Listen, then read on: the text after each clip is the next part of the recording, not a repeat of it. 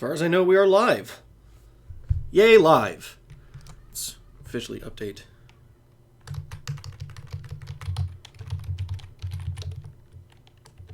This time I'll have to remember to use hashtags, because I am an old man at heart who does not understand how the Twitters work.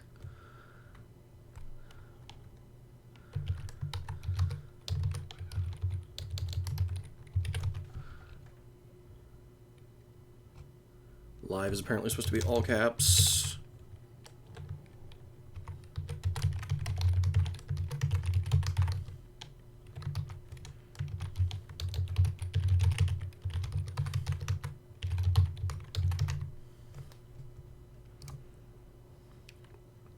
All right. Twitter works when you squeeze a bird. I hear that's also their new competitor, Squawk. If there's an oil spill, it's called a gurgle. Ha ha ha ha ha. Ha ha ha ha ha. Ha ha ha. But yeah, we are officially live with this weird experiment that is Screenplay Saturdays. And as such, I have not nailed down the format yet, so I'm questioning whether to play a little bit of the source material first while we wait for people to trickle in, or if I should just get down to it. But I should probably, at the very least, explain here at the top of the show, for those of you watching the replay. So this is a weird experimental thing. It's an idea I had, mostly for my own benefit, not for yours. But the goal is, I have a bunch of screenplays rattling around in my head, and my thought was, you know, it only takes about 90 to 120 minutes to read a screenplay or watch one. Theoretically, it shouldn't take much longer to write one. Yes, I know people frequently spend weeks or months on them, but at the very least for tonight, I have an idea that I theoretically have beginning to end formed in my head, and I should be able to get a rough first draft down. Now, I'm not claiming we're going to have a great final product once we're done. The goal is to just have a completed screenplay. I should also throw out right now, I don't know a lot of super technical screenplay terms. Like, I don't know the names of all the different cuts. I'm very unclear of how directorial I can get in a screenplay. Like, if I can literally be like, smash cut here, do this, he runs this way. Or if I just have to be vague and be like, oh, now he runs away.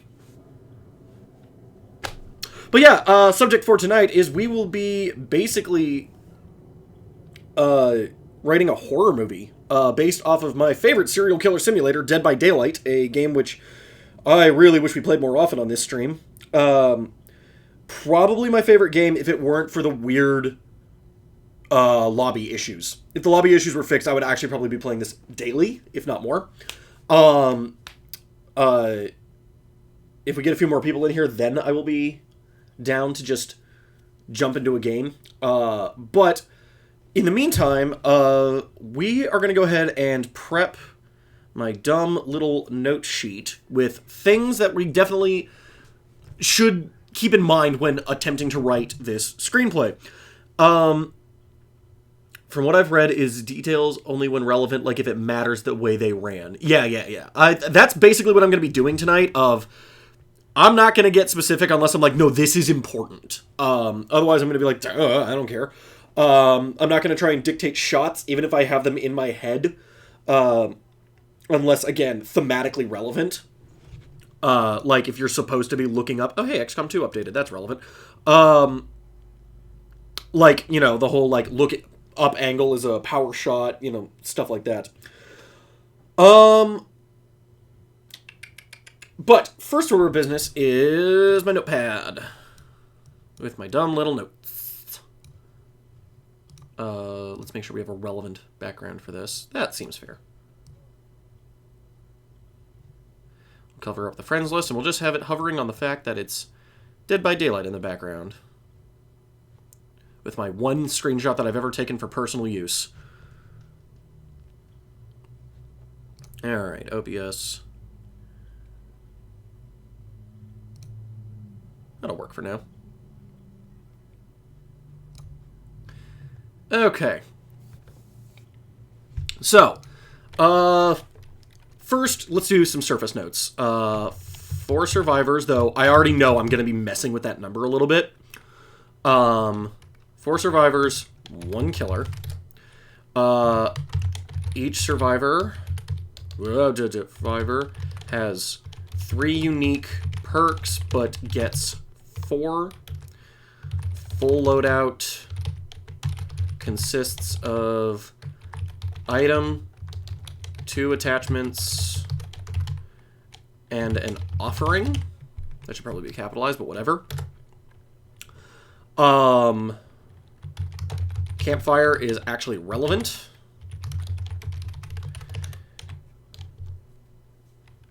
Let's see, what else? So one of the questions I have to ask going into this, just before I sit down and start writing it all, is the fundamentally curious question of this game plays from both perspectives. You play from both the killer's perspective and from the survivor's perspective. Which fundamentally means that in a game, you're sort of rooting for both on an objective level. Neither one is inherently the good guys. Neither one is inherently the protagonist. Though, even when you're playing the killer, I feel like at no point are you under the impression that it's like, yeah, I'm the hero of this story. I'm the good guy, not the survivors. I mean, they're called the survivors for a reason. There's no characterization really given to either one. So you run into this weird thing of technically writing from the survivor's standpoint, like a normal slasher film, which is kind of what this is.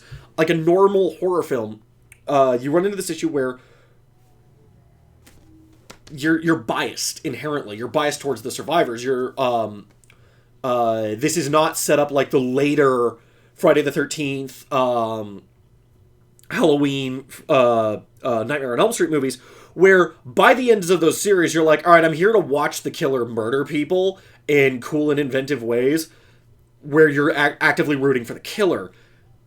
That's not really the goal here, because even in their backstories, some of the, like, a lot of the killers have, like, messed up, like, semi-tragic backstories. You're still never really rooting for them. You're like, oh man, that's messed up. You're still not really on their side. So I'm going to go ahead and for now go with the idea that we're still on the survivor side, especially since there's more empathy gained that way, more horror gained that way, and just more emotional impact. And it also shrouds the killers and their boss, the entity, in a lot more mystery, which I think is much more interesting and part of why this game spoke to me as, like, immediately putting a screenplay into my head. Which, on that note, the entity. I'm just going to write that down as a note, as a thing we need to keep in mind. Another weird question is, which killer do we go with? And to me, it's down to 2. It's down to the Wraith, who I think of the original 3 is the most visually interesting, and the one who immediately tells you there's something supernatural going on. Like, there's something... He's the most ritualistic of them. His weapon is made out of a spine and 2 blades. There's something magical about him. His silhouette is the most visually interesting, with the very broad shoulders, the spindly, like, coming into a point down at the bottom, and the nails coming out of his head, functionally, where he kind of looks like goth Darth Maul. And he ends up being really cool looking, but, one, he's less iconic, and 2, using his ability requires more special effects.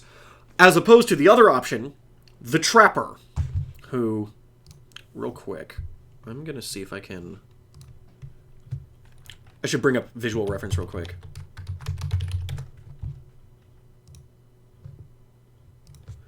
No, that's a weird movie I've never heard of that looks like a Knight Rider ripoff.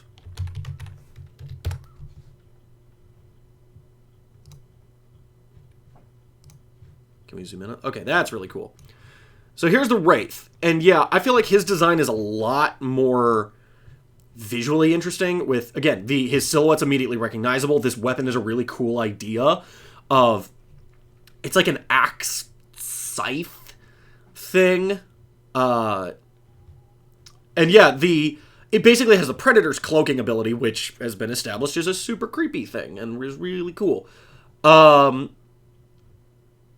Also, he's wrapped in the bandages. Like, a lot of and like he's got this shroud which speaks to his ability. Like, a lot of this is really cool and really identifiable. You just get into the thing of he's not the most iconic one. The most iconic one is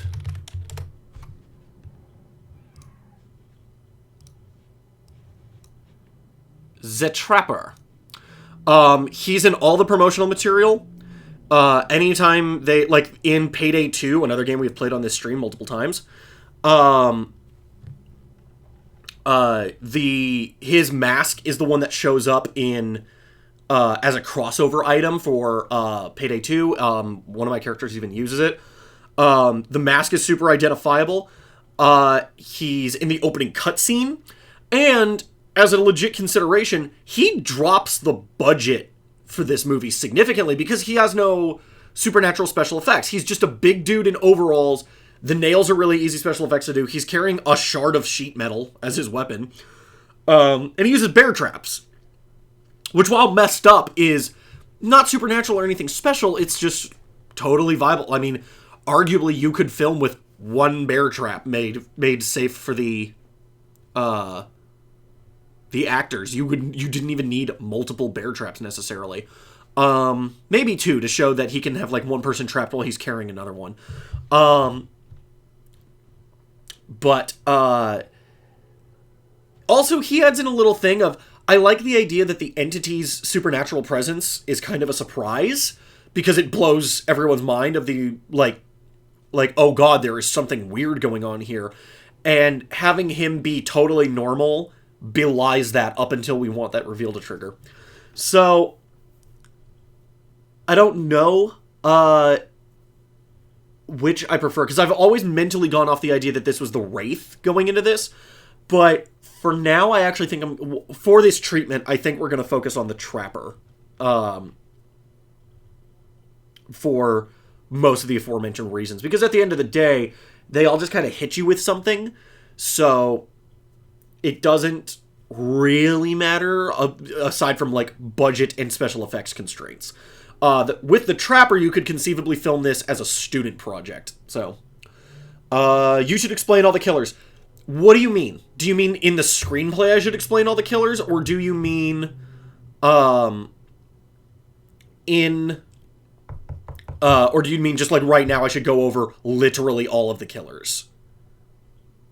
You're the only one watching right now. It's like the gypsy woman said, which, for the audience, which audience? The Twitch audience or the movie audience? Right now. Okay. There's the Trapper. And then the only other one I was even considering was,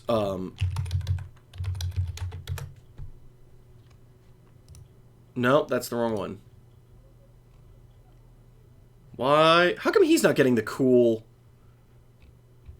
representation that the others had?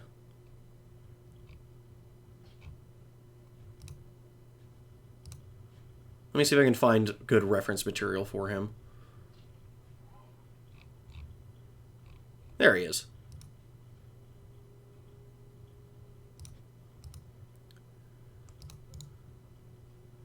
Can I please...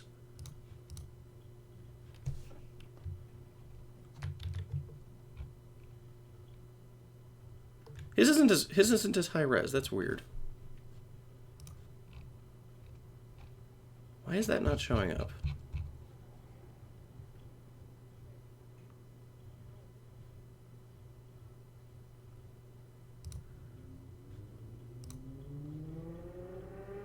Well, we'll just do this. The Hillbilly. There's... Oh, that was the other reason I was going to do the Trapper as well, is... Yes, I know, like the gypsy woman said, but yes, I know it's Jen, but that wasn't the point. I was purposely commenting on your name because I liked the fact that first time I saw that name was for Connor was using it in when we played Dead by Daylight, and I thought that was really funny.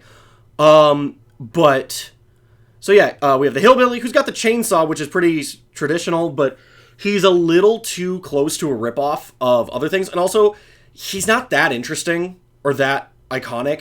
He's good in game, but he's not what we want out of the story, necessarily.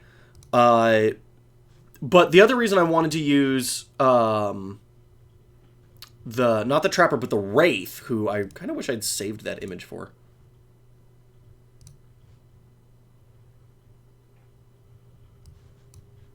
The Wraith, where I'm setting this movie in this first draft, in this rough draft, this is actually supposed to be his territory. In the game, every killer has, you guys will have to let me know if that's blowing into the mic or anything. It's a fan because it's kind of warm in here. Every single killer has their own territory, has their own map that's supposed to be iconically theirs. And where I plan on setting this movie, the Macmillan Estate, which is a location from the game, is supposed to be the Wraiths. That's just where the Wraith hangs out. It even matches him on a color scheme level. They're actually all a little bit color-coded to them, with Macmillan Estate being a little blue.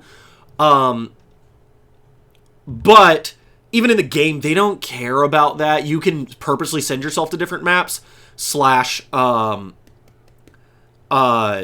even just at random, the game just picks a map at random and doesn't care who you're playing as, survivor or otherwise. I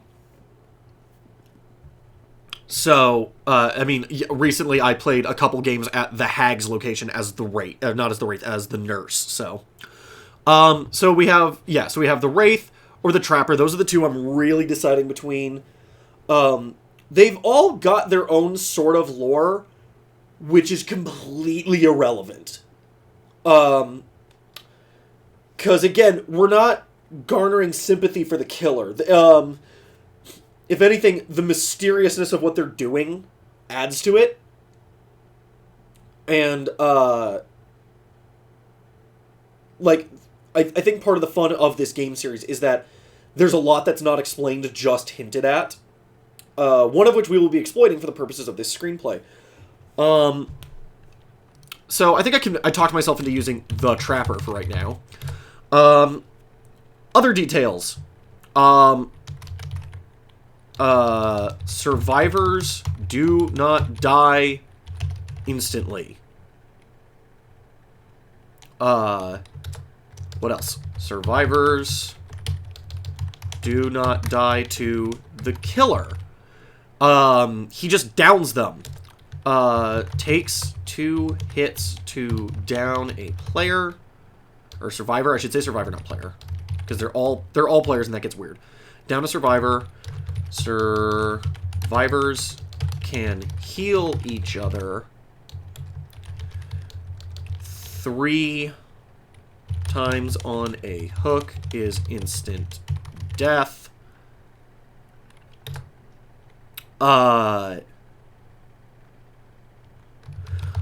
Wounded survivors make more noise. These are all details I want to write down just because they're all elements I might come back to and be like, oh, let's include that from the game. Like, I want to make this as faithful an adaptation as possible, even though that's a little hard.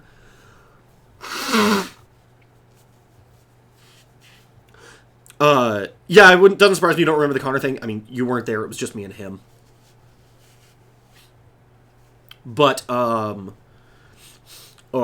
getting over a weird cold allergy thing. I actually don't know what was wrong with me, so apologies if I have to blow my nose a few times and drink lots of water. I am already sore everywhere. That weird side effect of being sick, where your body goes, I don't know, everything is sick, so I guess hurt everywhere. I'm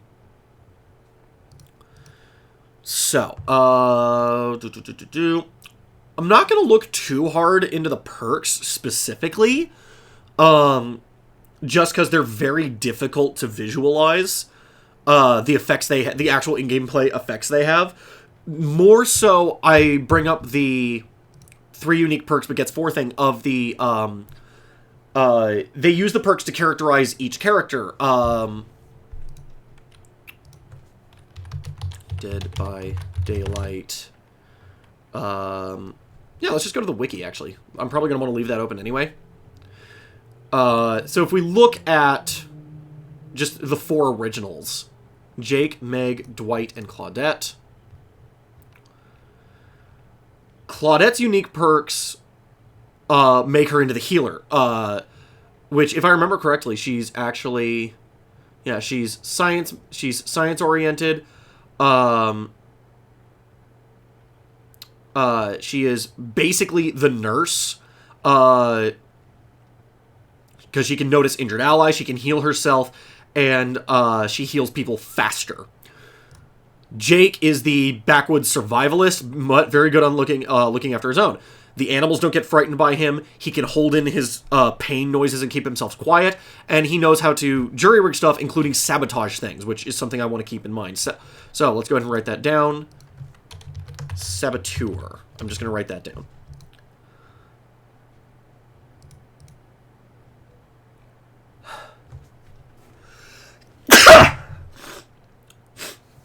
Ugh.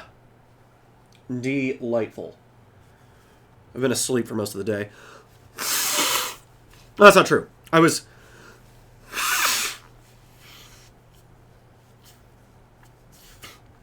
somewhat fittingly at a memorial all day, so...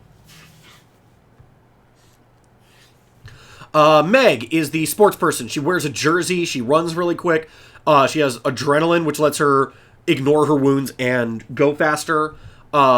She's lighter weight and knows how to, and has better control of her body, so she moves quicker and quietly, and makes less noise when doing things.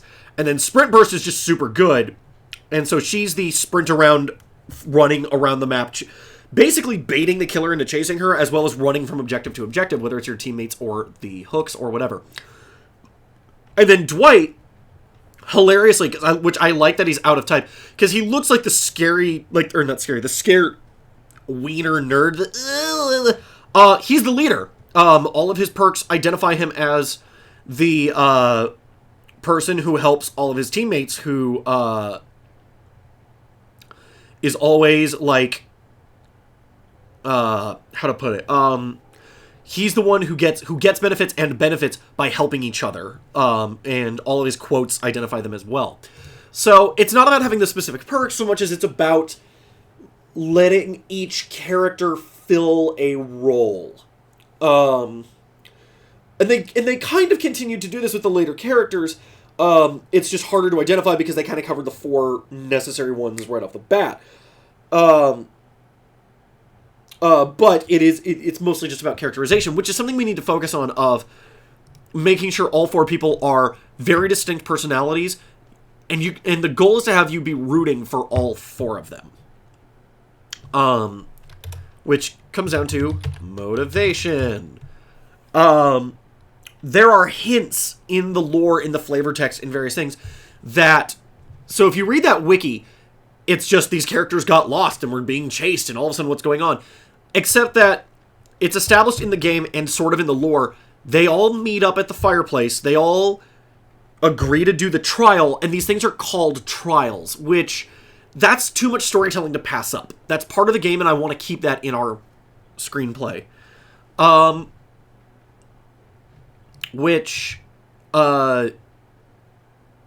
goal is to have all 4 of them have a motivation that explains why they're here, why they don't just book it, and the implication that comes with the game of they're doing this on purpose. They are here for a reason, and presumably because they're desperate, but, it's not just... oh, we got lost and now we're just victims of happenstance. The idea that they're doing this on purpose is infinitely more interesting. And it leads to better movies, because that's how you get with things like if you go back and rewatch the first Friday the 13th, you run into this massive issue of, once they realize everyone's dying, it's the leave, call the cop. Like, there's no reason for you guys to be staying here. They don't establish the mandatory stakes high enough, whereas that's something that, like, Get Out does very well. They establish why he's here, why he doesn't want to leave, and why, once he does want to leave, why he can't. What was the other one we recently saw? Don't Breathe is very good at establishing why the characters don't just walk out of the house once things go poorly. So that's something we're going to be undertaking here. Now, I could go in and start naming off the individual perks, the individual items, and stuff like that, just to give me things to reference in the thing. I think the only thing I'm going to do real quick is go back to the... Yeah, we're going to come back to here. And where is it? I don't want... Equipment. That's what interests me. Because these are all things I can bring up and have be relevant. So, the Chinese firecracker I recently had used on me. It's interesting. But it is functionally a flashbang, is what it is. First aid kit. Toolbox. Flashlight. Skeleton key.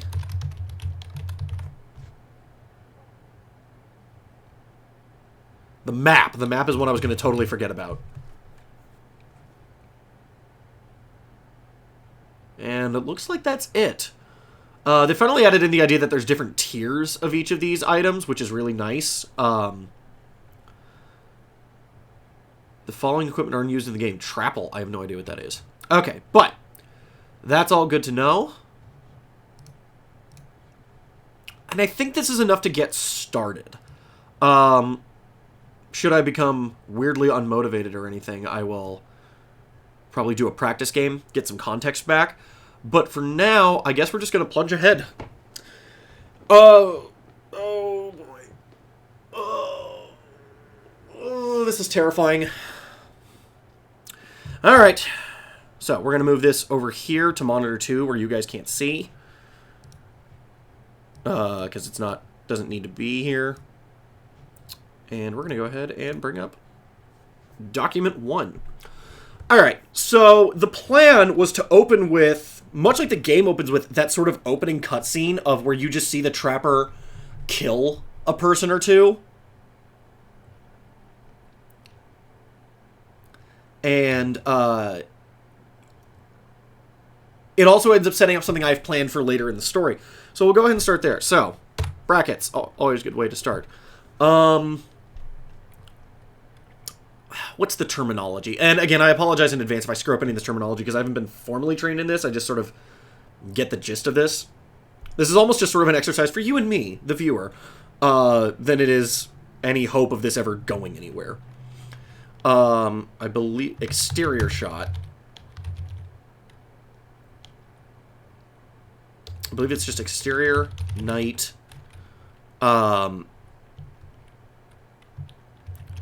the mic. Oh, I should double check the spelling.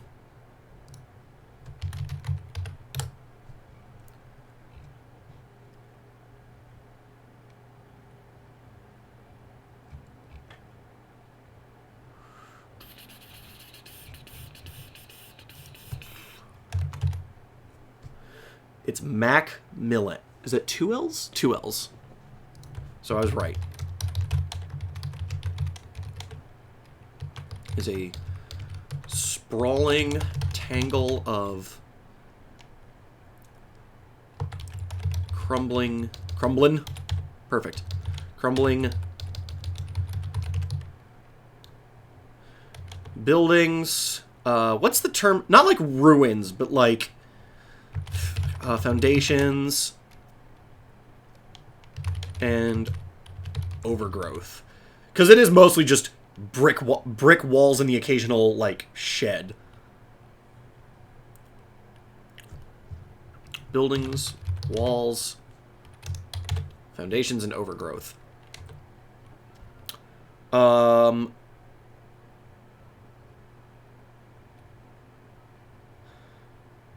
some point, we're gonna have to make up names for our characters, because I actually don't really want to use the ones from the main game, just because you run into this weird thing where if I use the characters from the main game, I'm more dependent on them, and it gets a little weirder if I start picking who lives and who dies. Especially since they've established they're just going to make new characters, so I'm kind of okay with just making new survivors for this, and just having them be whatever we need them to be. Lack of ceilings, I'm guessing. Yes, no, it's covered in a lack of ceilings. That's exactly what this is. For now, I'm just going to call it Survivor A is frantically sprinting through the debris. I can never spell occasionally correctly. Nope, still screwed it up. 2 C's, 1 S. One of these days I'll remember that. Occasionally glancing behind her. I'm once again going off of the opening cutscene. The genders are actually largely irrelevant. Mostly because so far this story has no deeper context or deeper meaning. Other than possibly the folly of desperation, or letting your desperation make your decisions for you. But right now, it's just a straight adaptation, and I'm just looking to make a good adaptation, not necessarily like some grand classic. Very clever, Jen. For those who can't see, which is all of you, actually, even those of you who join this chat later on, she misspelled occasion completely by purposely spelling it with 2 letters of each. Survivor A is frantically sprinting through the debris, occasionally glancing behind her. Again, this is just an homage to the opening cutscene. We hear a cry from off in the distance. Cut to Survivor... Oh, it needs to be all caps. Survivor B...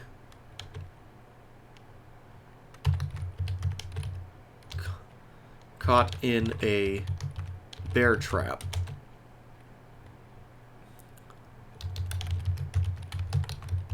Frantically clawing to get away. POV shot of the trapper. You know what I should do real quick? I should... Where is it? Insert page break. I should, right off the top, do a roll call on our cast here. Whoa, what the...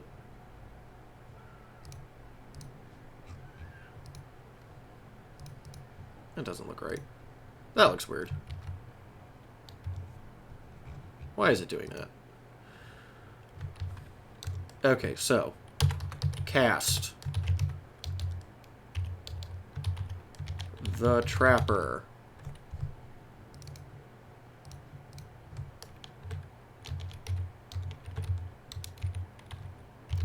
The antagonist. You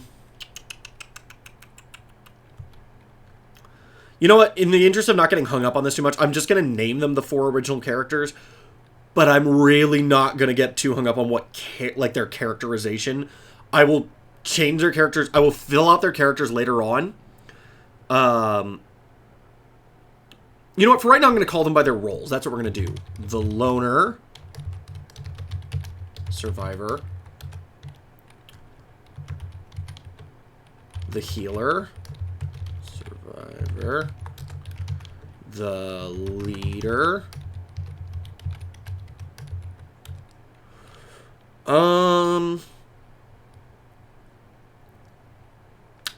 What would you call Meg's role?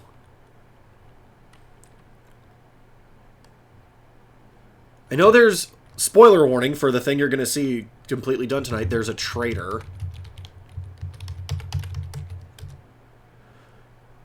The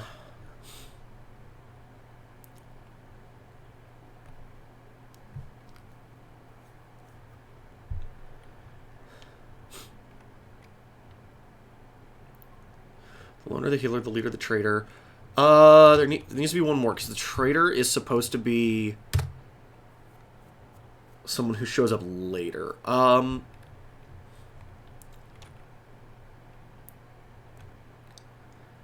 Loner, the Healer, the Leader, the Loner, the Healer, the Leader, the Loner, the Healer, the Leader. The Runner is technically what Meg is. I'm trying to figure out what that works as in, like, an actual team dynamic. I'm going to call it the Adept. And I will fill in... Later on, we will just refer to them as this And then later on, if I figure out good names for them, I will swap in their names. And then survivors A through C.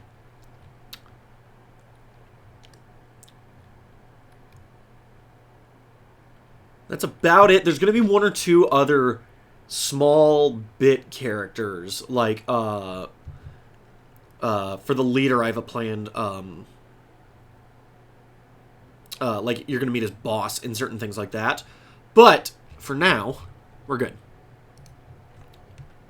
Alright, flanking to get away. POV shot of the Trapper advancing slowly on him. On B. B gets more and more terrified.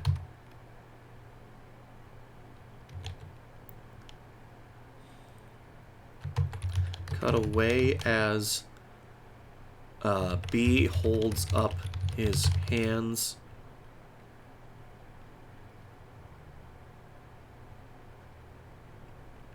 Defensively.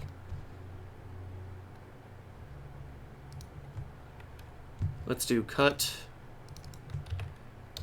back to A as B holds up his hands. And we hear him scream off in the distance.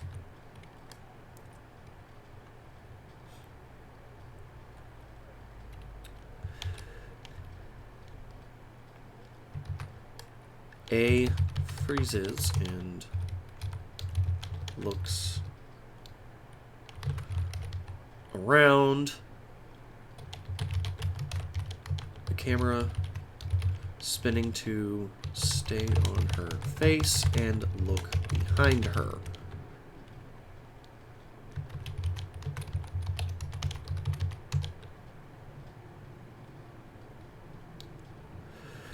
I'm torn, because I like the idea of you see the killer, you see the trapper early on, but one of the better horror elements is to always maintain, like, you don't, like, keep the thing hidden for a while.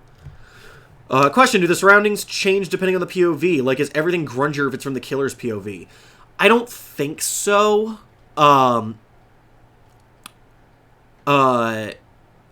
than it just being the homage to the fact that the killer sees in first person, everyone else sees in third person. I think I don't think there's a need to put a filter on it. Unless, if we do, it would be they see through red to hint at the idea of the gameplay mechanic called the stain, which is you can see what the killer's line of sight is. You can see if the killer is what they're looking at and what they can actually see, which is the red glow that emanates from their face. I don't think that actually needs to be in the movie because it's a game mechanic. Like, it's there so you know what they're looking at. But in your concept, they already kind of know what they're getting into. Do you need to hold it back? The audience doesn't know. And also, the survivors don't know the specifics. They just know survive the estate until daylight, hence the term Dead by Daylight.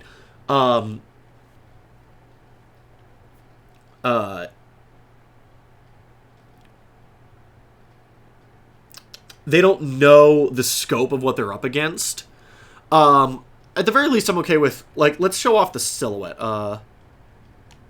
Camera spinning around to see her face and look behind her. The audience sees the silhouette of the trapper. And some of this is just up to the director. If the danger is by choice, why hide the idea of danger? I think I phrased it wrong. No, I mean, I get it. Structural reasons is really what it comes down to. Again, the characters know what the face of this thing is. The audience doesn't, and we're still not even a minute into this. Like, that's another weird thing, is I know one page is supposed to equal a minute of screen time, and I'm unclear if you're supposed to format it to show, like, alright, this should take a minute, and if I were to, like, page break right here to show that everything up until now is supposed to last for a whole minute.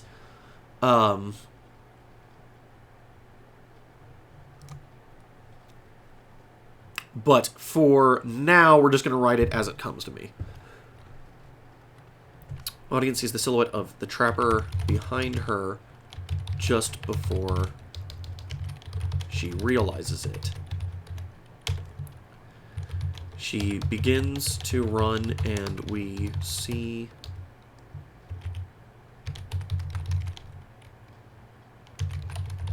on her, even at a walking pace,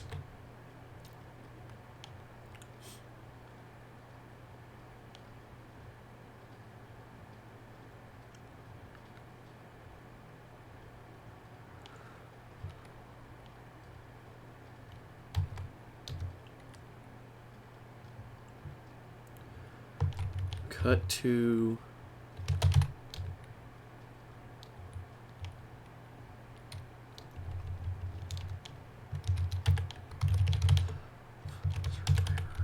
A focusing on one of the red lockers.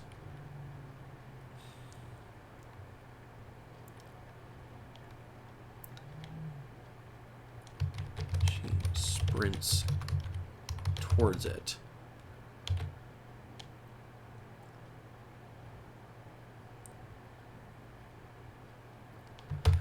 Just as she grabs for it,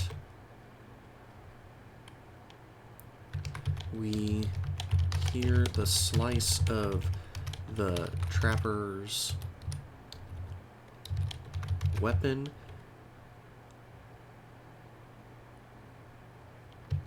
and blood splatters across the locker.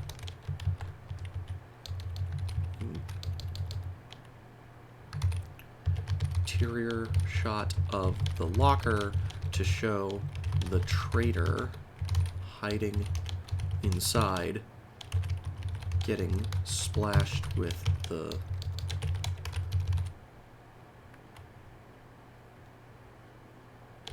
through the slats.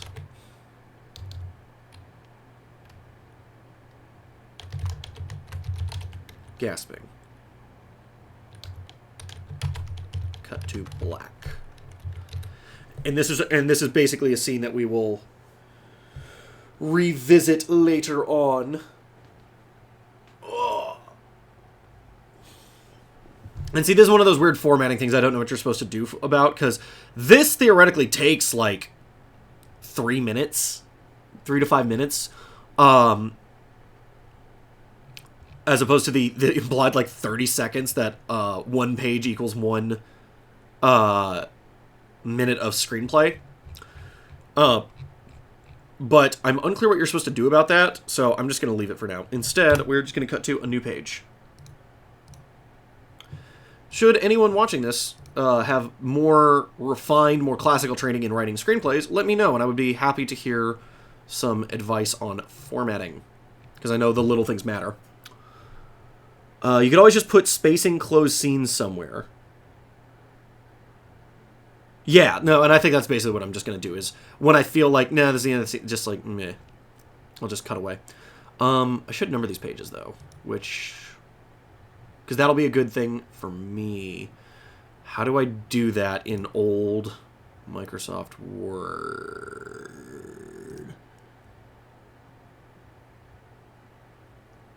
Huh. It's not insert, really? I don't want to get too hung up on this because this is kind of stupid. Just would be nice so I can just glance and be able to tell. Is there no search?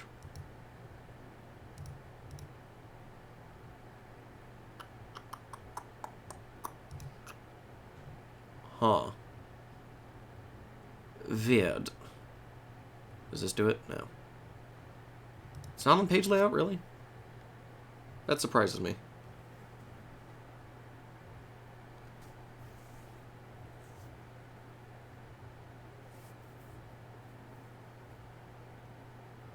I can do page color. Oh, I could get lost on this forever. Alright, well, I guess I'll figure it out later. I really wish I could remember how to do it. Anyway.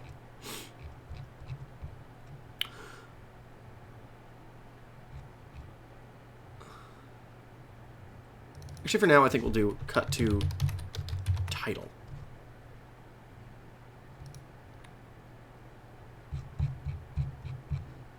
I should also name this stupid thing. Dead by Daylight. This one's going to be bold and in italic. Cool. We're going to save, because I don't need this screwing up on me. We'll go ahead and save it to the desktop. TDOS deletable stream folder. Yeah, because we can totally delete this.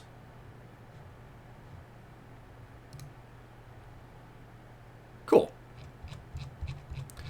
Alright, so what do we cut to? I think from here on out is basically our Act 1 of establish who these characters are. Oh. More importantly, it can only go for about 15 pages, and then needs to end on the fateful decision to undertake this quest. Basically, not only the call to action, but them going, yeah, I'm gonna do this.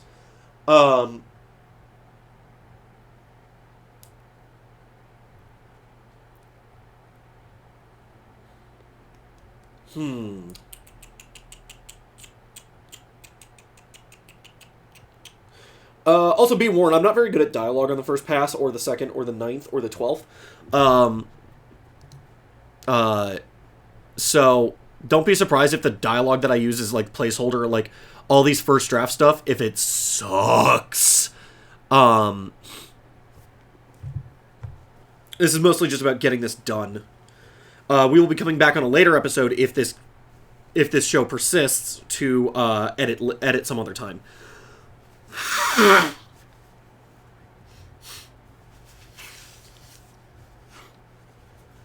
Okay. Yes, the scariest thing ever to a writer, a blank page.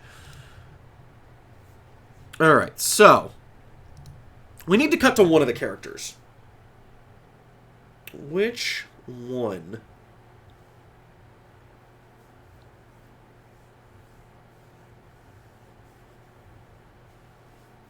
My hair's gonna be ruined by the end of this. Well, my instincts are saying the leader, so I guess we'll cut to him.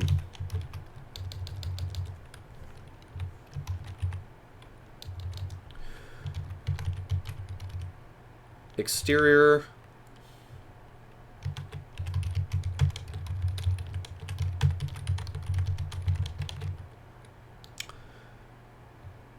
I don't know if I want grocery store. It's supposed to be like a, I guess big box store is really what I'm talking about.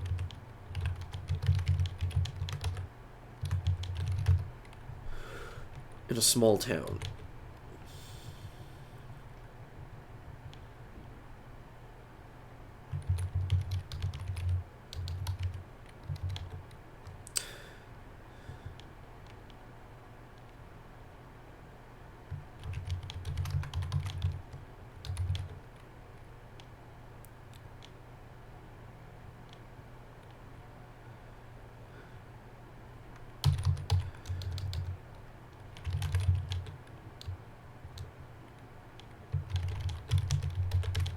Service. Talking to a customer.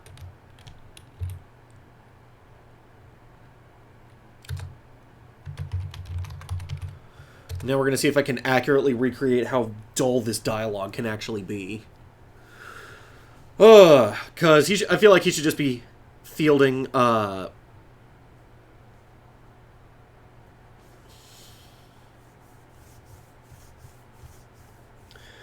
trying to remember what the motivations all were. Because in my head, there was...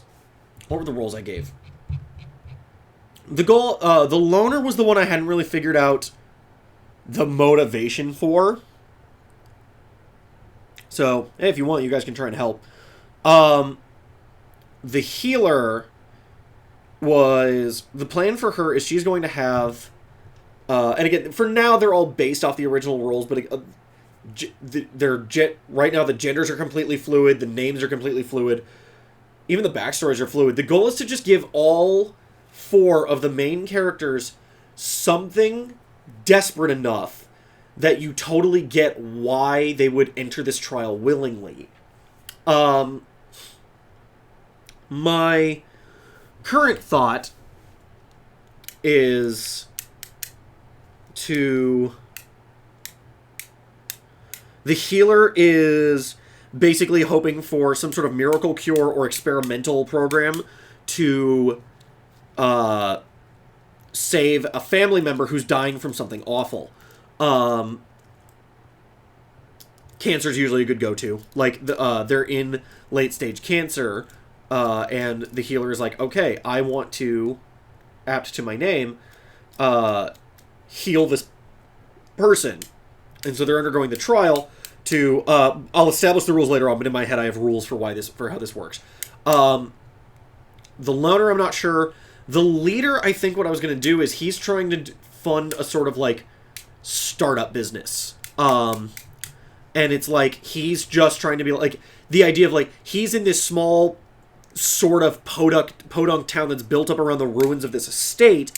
And he's trying to get out. He doesn't want to be stuck here, but he just needs the startup collateral to pull this off. You know what? On that note, I think it's better, rather than having him be at the store, I'm going to save this, but I think this is going to be the... What did I call her? The adept. Let's have it where the adept just wants to get out. Like, doesn't want to die here, doesn't want to be stuck here. Whereas the leader is... We're going to do insert page break. The leader is trying to do, like, a startup company. Why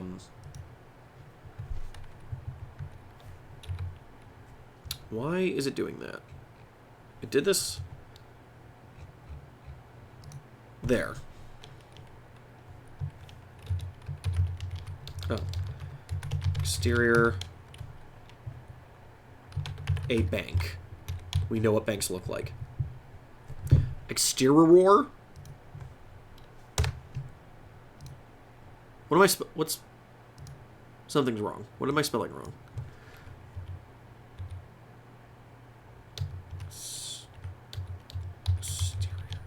What am I... Okay, what am I doing wrong?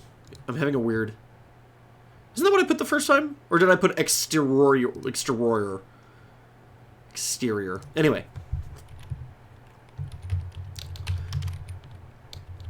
Interior. The leader is sitting at a...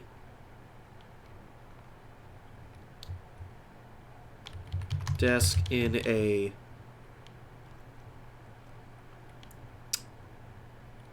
second-hand suit, nervously awaiting the return of the... What's the term of the... What is it? Loan manager? Is that what it is? The person... Like, the... Whoever's... I guess it's a loan officer? I think it's a loan officer.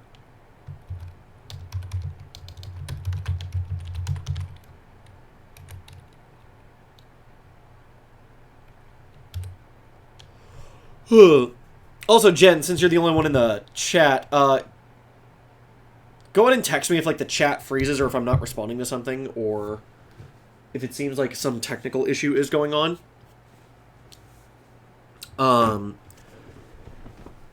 Since you're the only one here. Oh.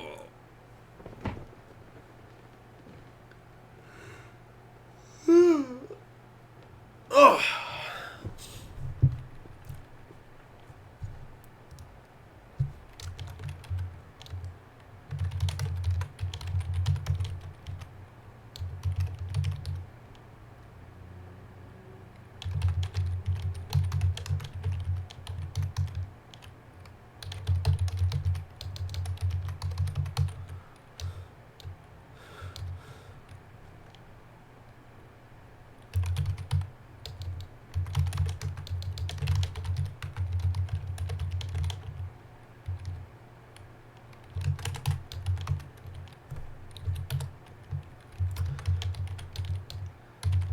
sir.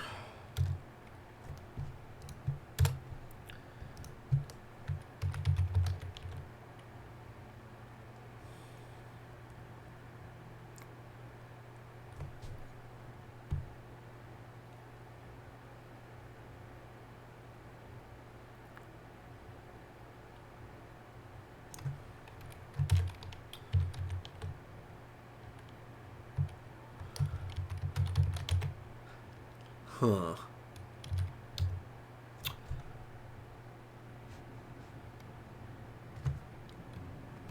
Let's see. So, I think it's best to come in, like, sort of in media res into whatever this conversation is. Because it's one of those, we're going to recognize the scenario in the conversation immediately. I think the goal is just, like, just establish the, yeah, like, well, Mr. Leader, we've reviewed your package.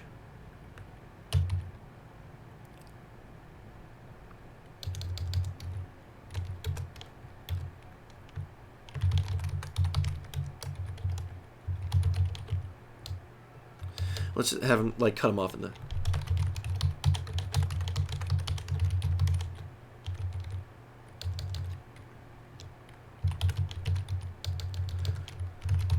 We'll just put in some number.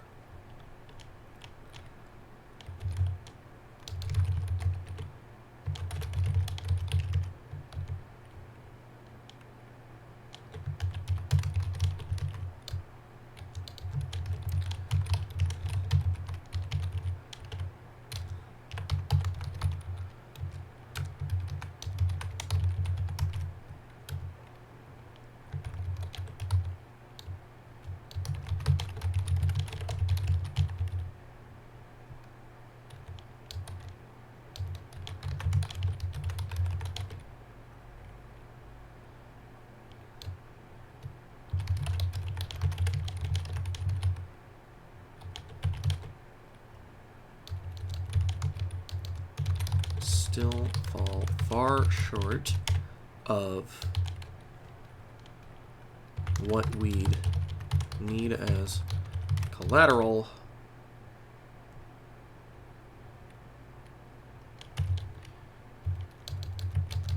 for a loan this size on such a risky venture.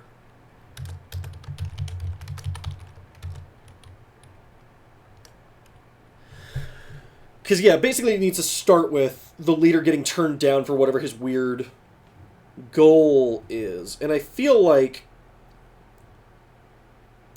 we can absolutely get away with not saying what it is, like what he's hoping to do. I think what it is will lean on the idea that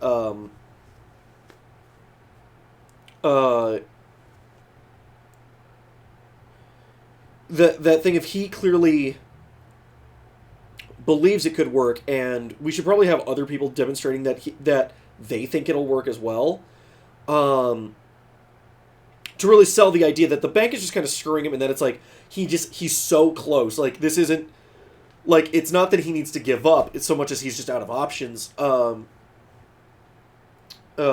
really drive home the jelly beans that I just remembered are here, and I should totally munch on while we're sitting here. Always with the beer flavored. Oh.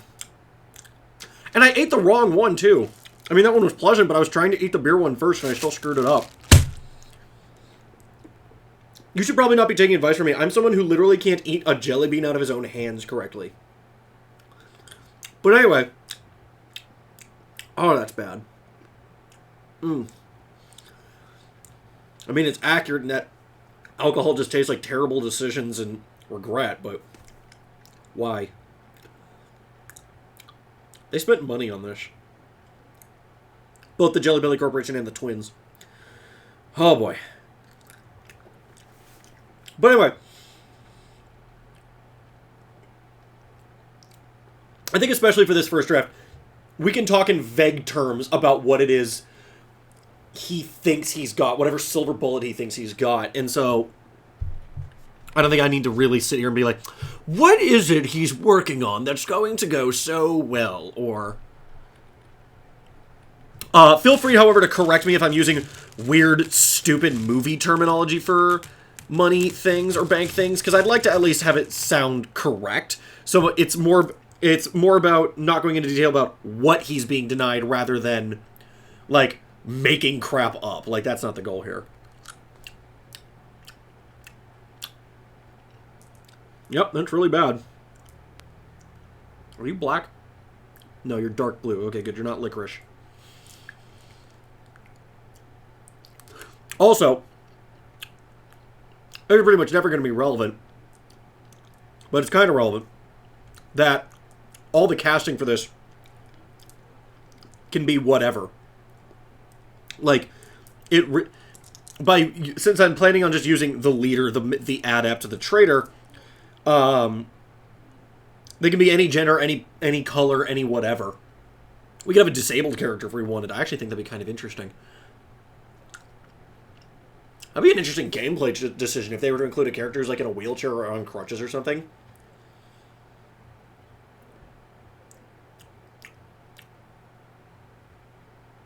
Huh. I don't think I need to include it in the script for now, but it's just a fun thought. I think the only thing I have set in my head is the traitor is male.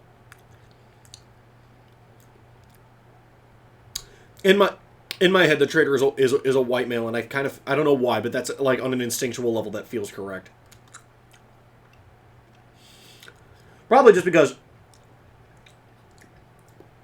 if you cast him as anything else, you get this weird idea that oh, of course the traitor is black, or of course the traitor is a woman, or, you know, if you have it be a white male, there's no problem there, whereas you start inviting uncomfortable subtext the moment you make the villain anything else, especially since it's a traitor, and traitors are pretty reprehensible, whereas the killer can be whatever. No one's really gonna care. Real quick,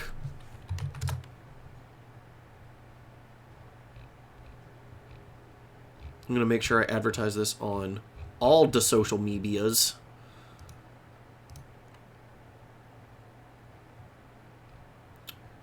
Even though I theoretically tweeted. But I just want to make sure everyone is aware.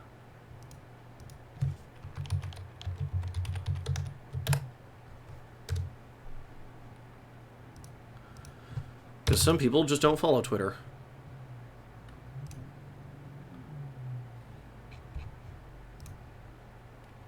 And that's my fault for not informing everyone.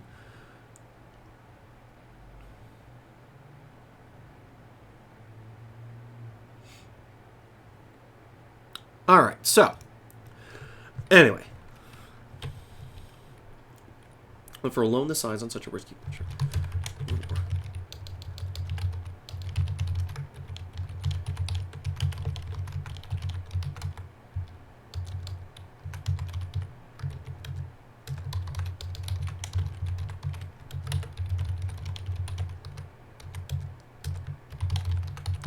Probably need to stop, like, double spacing between these.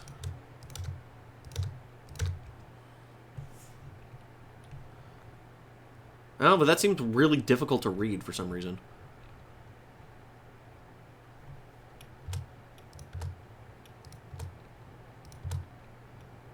It seems like cheating. It seems like it's taking up more space than it's supposed to, but oh well.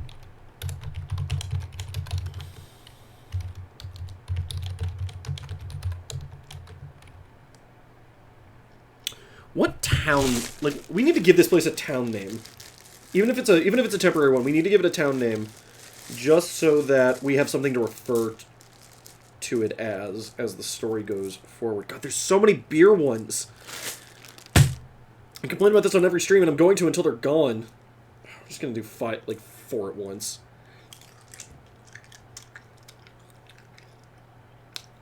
Oh, chocolate one, save me.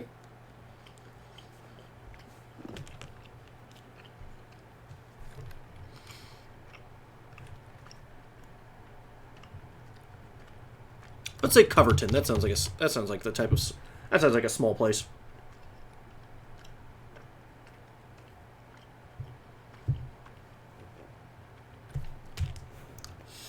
Then again, they could... Let's think about how towns actually get their names, because it's built up around the Macmillan estate. That's the lore I'm giving it. Would they just call it Macmillan?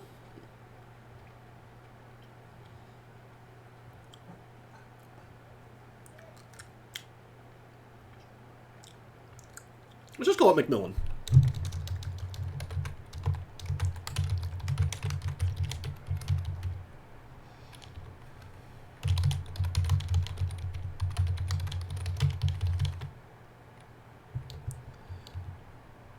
Oh, that reminds me. If I go back to the wiki, do they give Macmillan's name?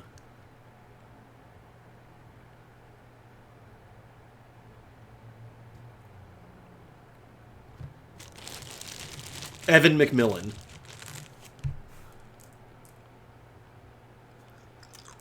Okay.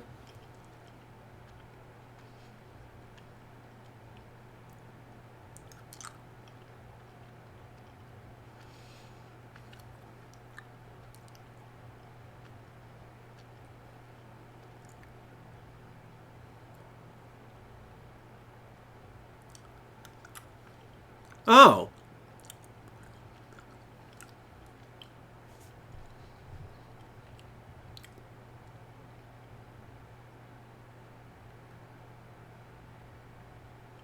According to this, I'm just going to read this real quick.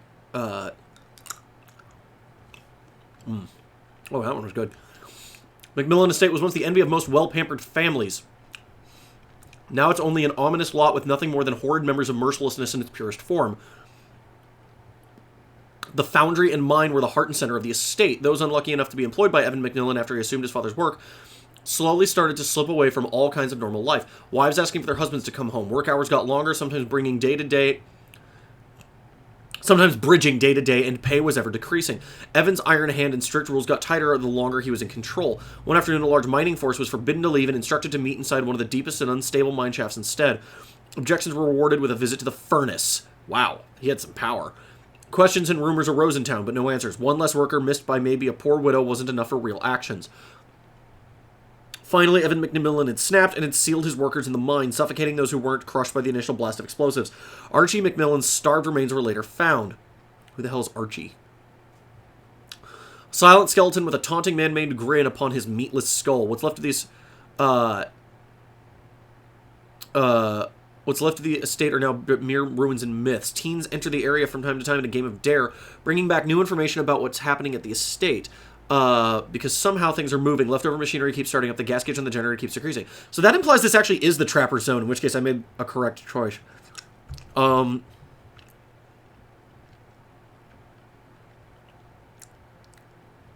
I know the farm is the Hillbillies location. I could have sworn that Autohaven Wreckers was the Trapper's place.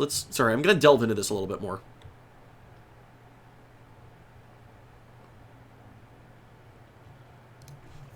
Also, we're going to add to our notes real quick. Things that are on basically every map. Hooks. Exit gates. The hatch. The basement.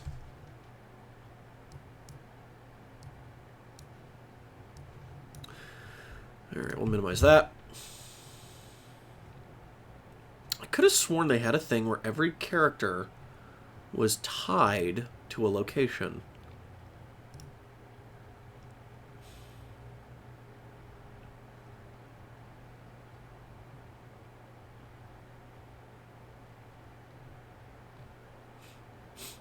No, it actually is... Oh, wow, so I've accidentally done the correct thing of the Trapper is supposed to be the Macmillan estate because it's implied he is... Archie Macmillan.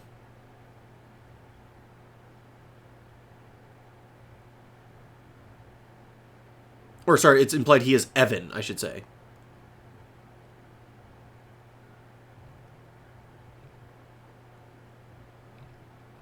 Which explains why his mask is called Evan.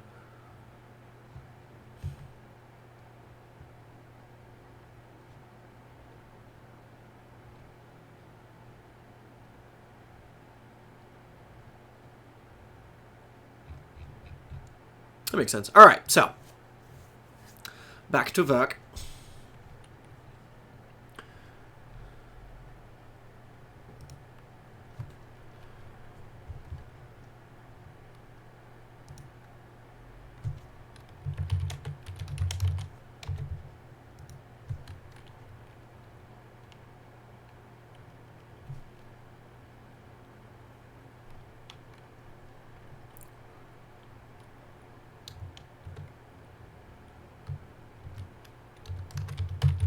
G. Macmillan himself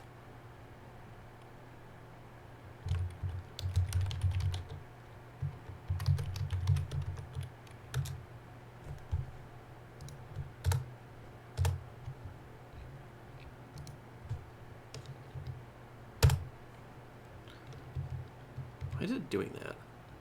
That must be the page break. All right.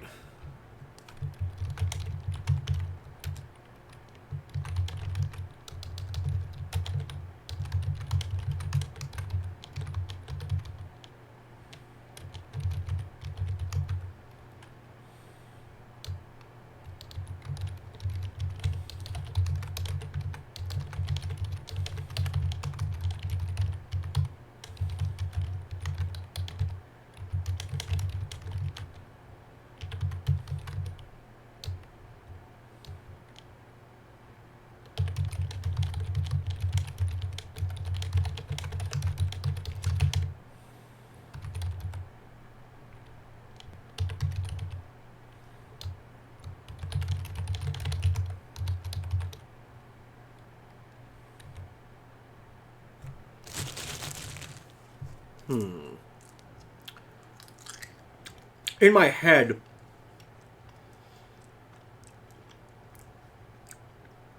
the leader's idea is something along the lines of, like,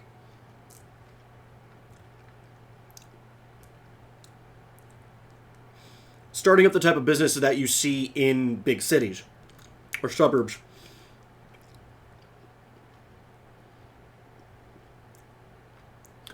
And his idea being, it's like, hey, we can bring that here to this small town. People will flock to it. People will love it. As well as it being a hint of something where it's like, he is coming up with some really good, not like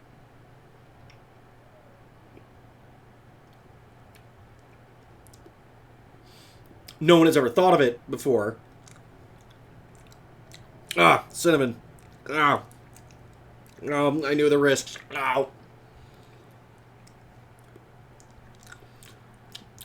But more like he's expanding on an idea that's already proven to be good, and he's just going to be good at it, type of thing. Which is kind of a metaphor for this game series and this adaptation.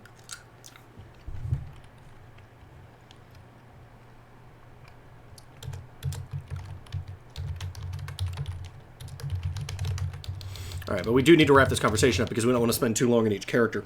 Because by about page 15, we need to get to the fateful decision. About 15 minutes in is where we need to be like, no, they're going to go do this.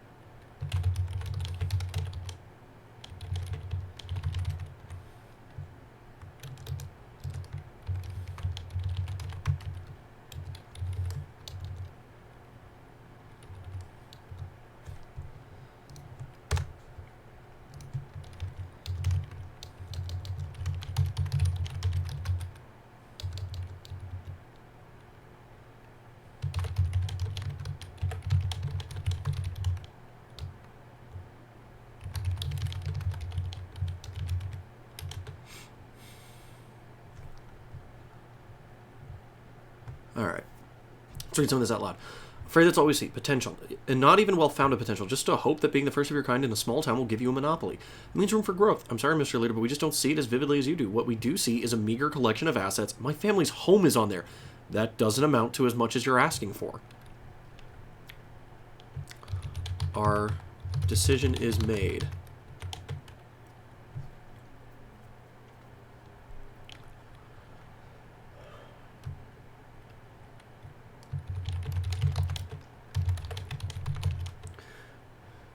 If you can come up with more, you're free to petition us again in future.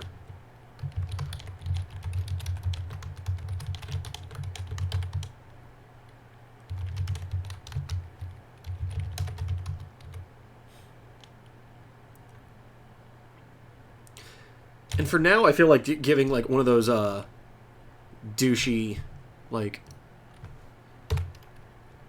I don't know whether to make the loan officer like straight up like a dick, or if it's just the like he's antagonistic in the fact that he's standing between the leader and what he wants, not in the like he's evil and mustache twirling and like, yeah, I'm denying you your loan.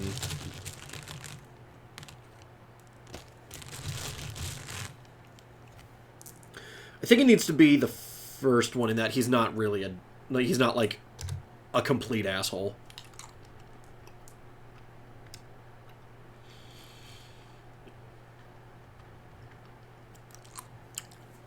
All right. We need to move on.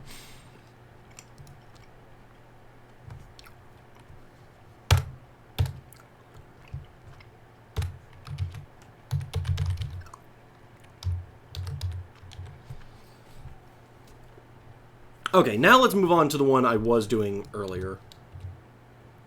Jericho being box store in a small town. Enter. The adept is at the service window talking to a customer.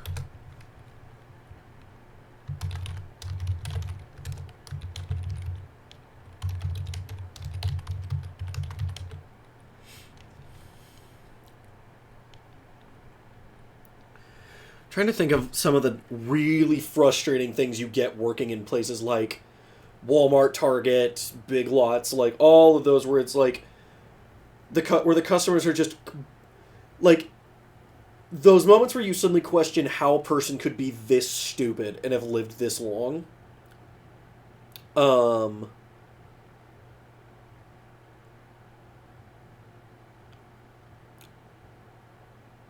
Not, and I don't just mean like the usual like I know the coupon's expired, but can you still honor it? Because honest, that's not that weird. More like,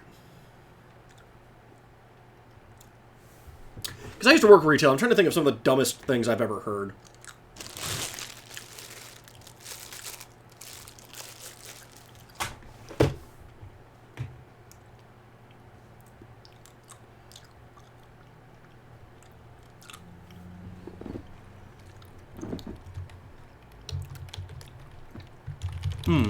I remember one.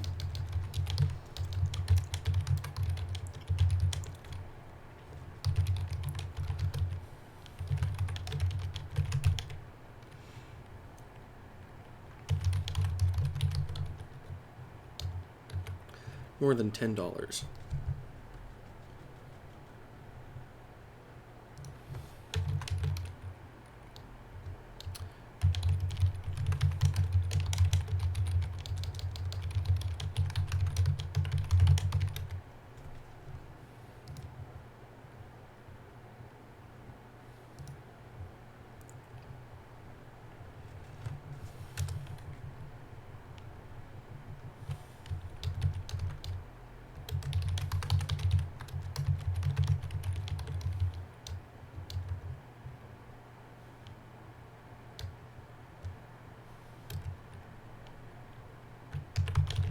As it may. Gotta sneeze.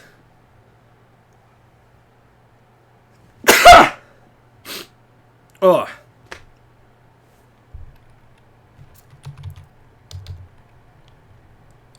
Ma'am. Uh...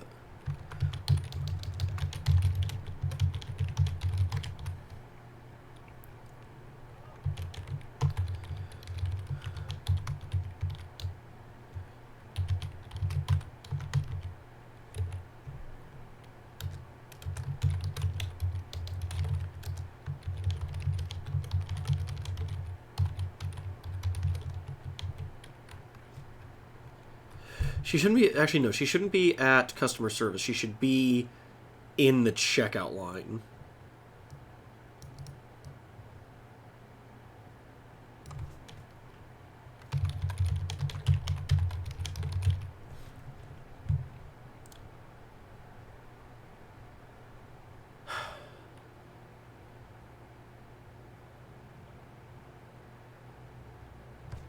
I'm wondering if I should make her frustrated or if I should make her... Because it seems fair to just make all of them feel frustrated with their situations and like, what am I... Like, now what?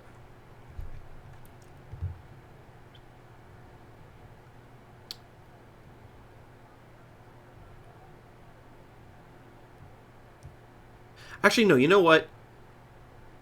I'm going to change, like, all of this.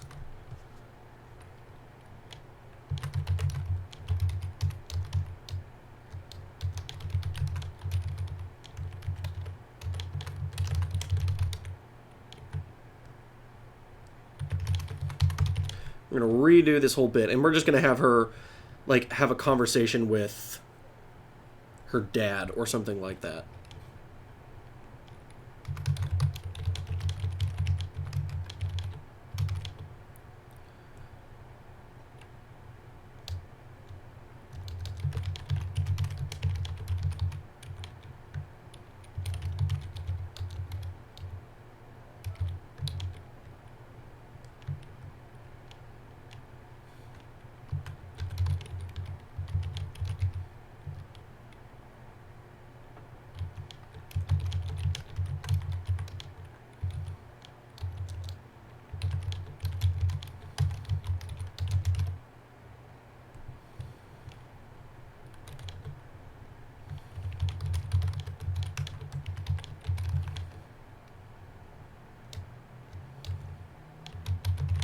From off screen. We're going to give her one of those, like, the dad who goes to work, comes home, sits in his recliner, stares at the TV, never does anything else, never wants to do anything else, even if she does.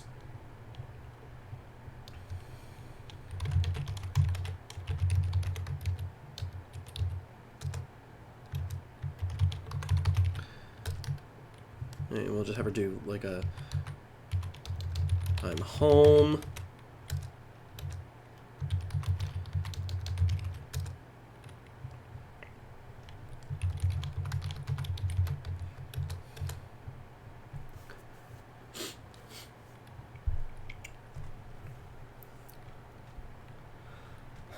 Ugh, gonna sneeze again. Stupid nose. There. Cut it off at the pass.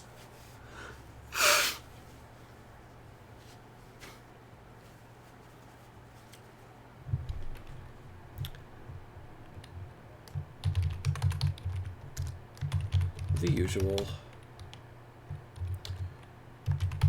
Redeeming out of date coupons. Oh, that's what we should say.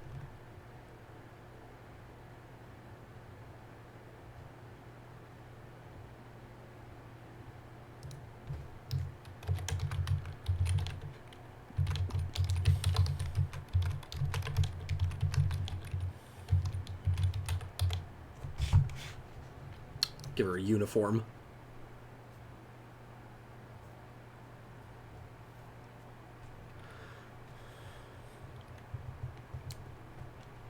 Redeeming out-of-date coupons. Arguing over prices I don't control.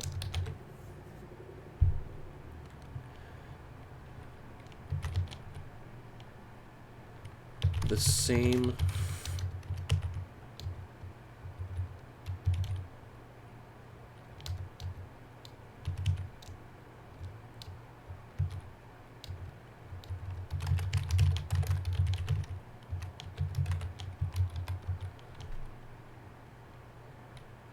whenever an item doesn't scan properly.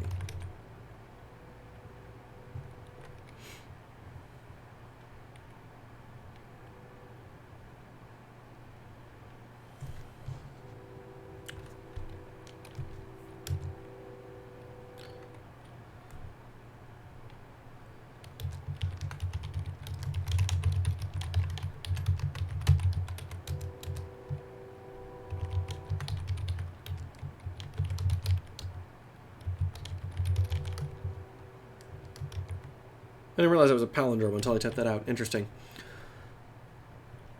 So what are you doing, chat? By which I mean Jen, because you were still the only one here. Which seems to me like a pretty good indication of whether or not I'm doing this again. Unless people end up loving the playbacks of this.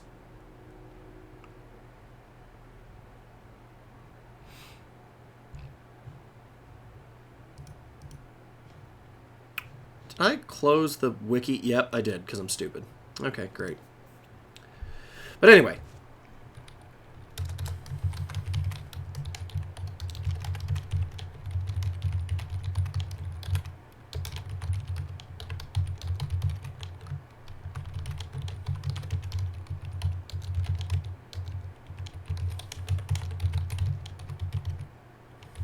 I have people cutting each other off a lot in my scripts, which I don't know if that's a side effect of because that's how I talk in real life, or if that's just because it makes more sense to me. But in this case, I'm trying to do it to show off the fact that they've had this conversation before, and a lot on top of that.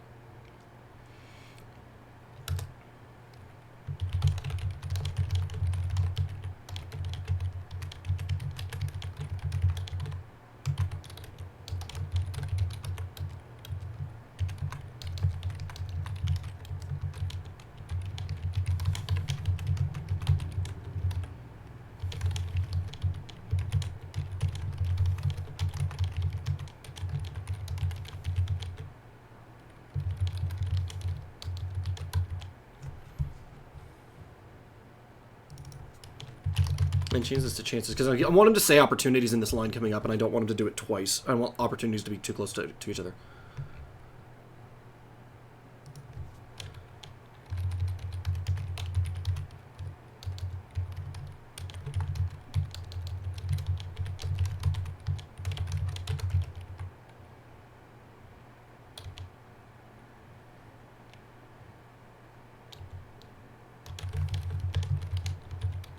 Should probably put her in a trailer now that I think about it. So you should be grateful if those some of those big city stores came here. Those stores mean money and lots of it. Kinds of opportunities.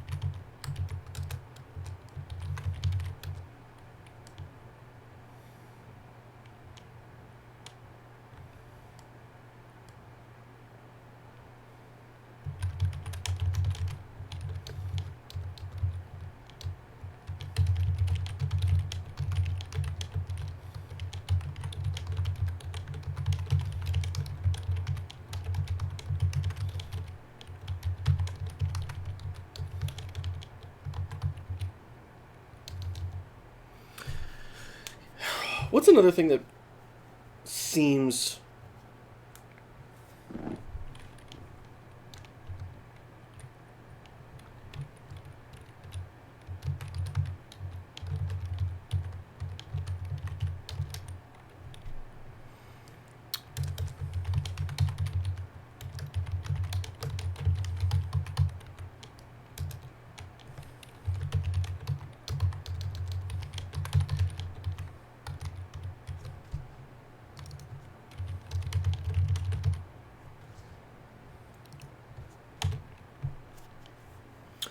Yeah, and we'll have it so that when she leaves, the exit. Following her. Following? It's a decent D&D character name. Exits camera. But lingering on a trophy case displaying pictures of her and her various athletic accomplishments up through her academic career.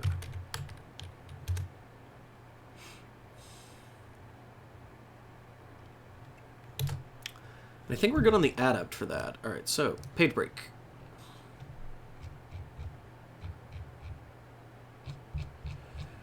What page are we on? I wish I knew. We're on page 7, which means we're only 7 minutes into the screenplay, which is like 10 minutes, I think, total, because that other one's like 3.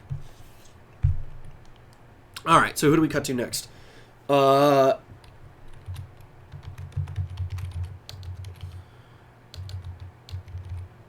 Exterior. All right, so where's the medic hold up? That's a good question.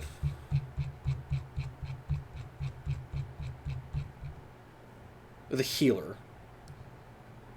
Healer.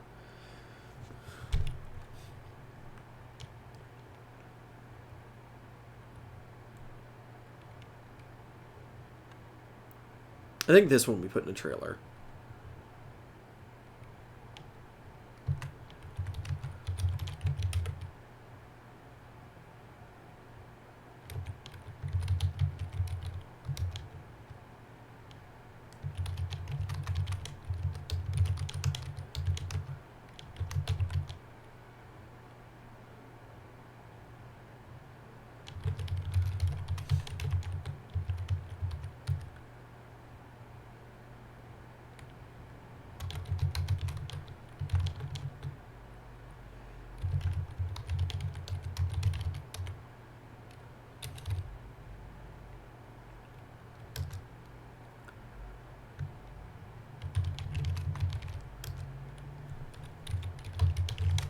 Just have her on the phone with something for now.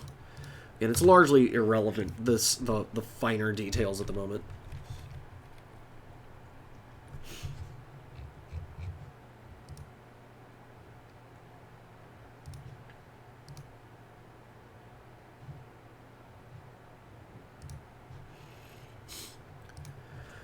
Alright, so, what would she be saying?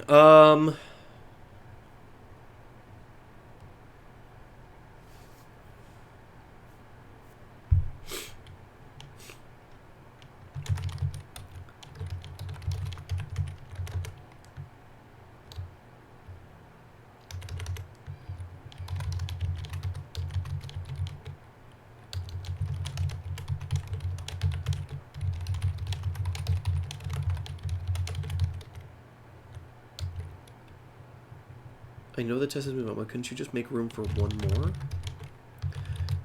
She's at...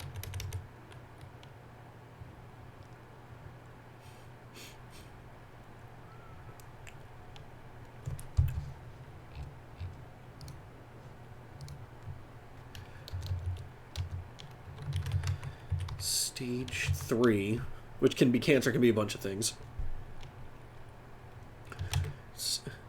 Stage 3, wouldn't that be the best test for...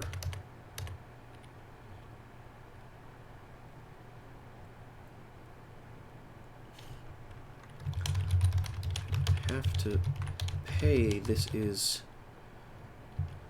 more data for your samples. Fine.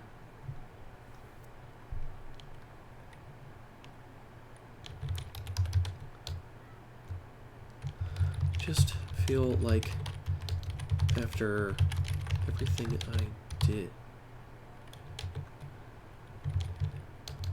it shouldn't be so hard to squeeze in one extra dying.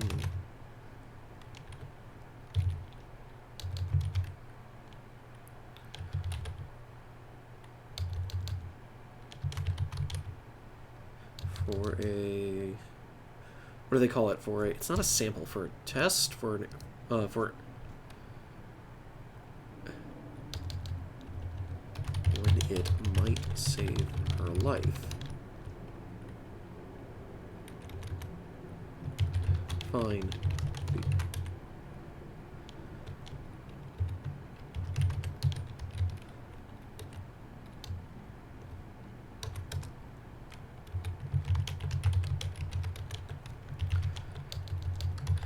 Camera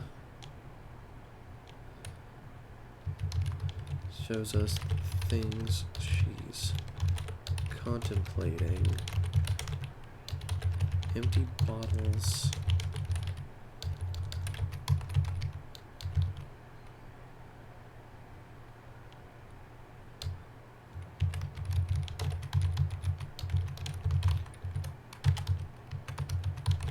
Notes on doses and mixtures to imply where she tried to replicate the serum, I guess I'll just call it for now, and lingers on a photo of the healer and an older woman, her mother. That's really all we need. Although really I should make it so that as she talks, the camera's going around looking at all this, because that helps for the show all the things that's on her state of mind and helps tell us, like, it conserves screen time, you know?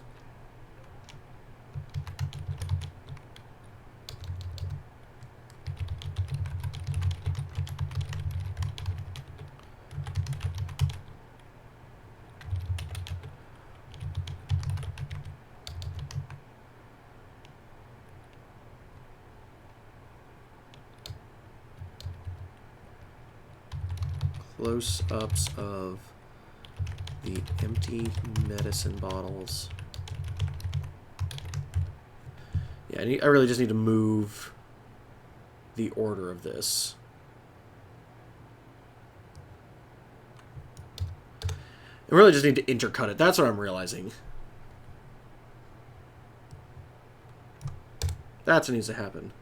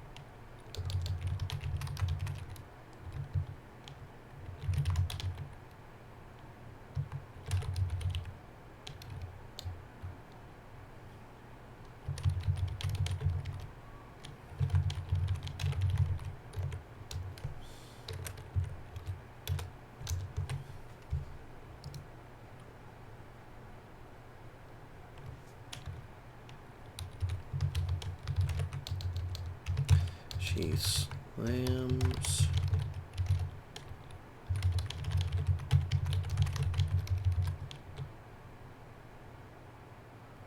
looks. What's the term for where you're just like, I don't know what I'm gonna do. And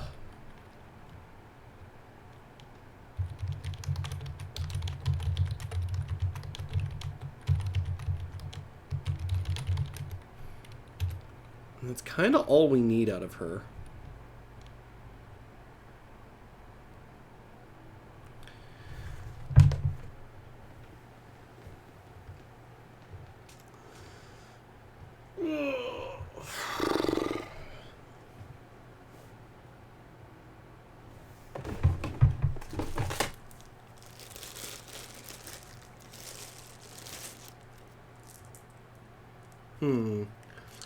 Now we're on to the hardest part, which is the loner, who I don't have an answer for. Because how do you get a loner to do anything? Because fundamentally, they're kind of self-motivated. So, what would motivate a loner character to be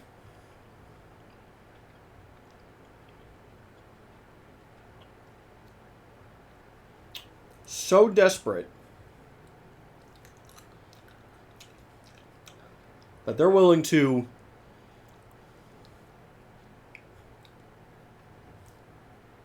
not only risk their life, but engage in a dumb urban legend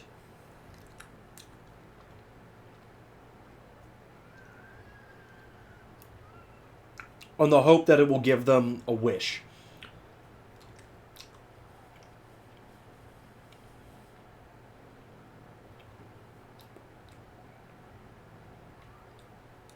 I'm going to think about this while I take a break, because I've been at this for a while. So, we're going to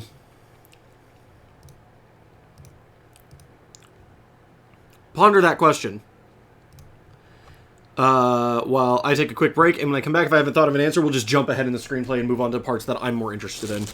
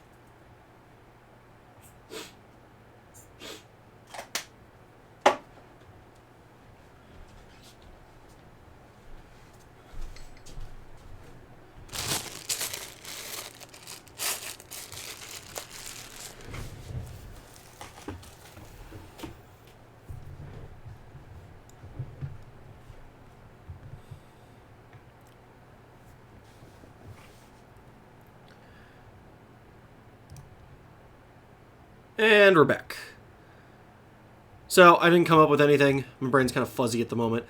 I think we're just going to jump ahead to...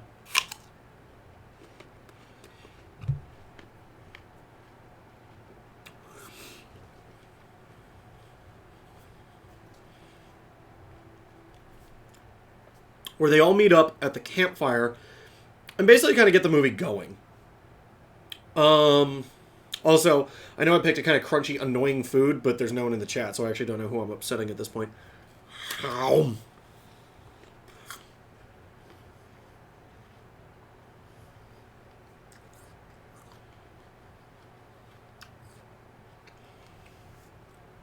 I also figure it's better for me than jelly beans.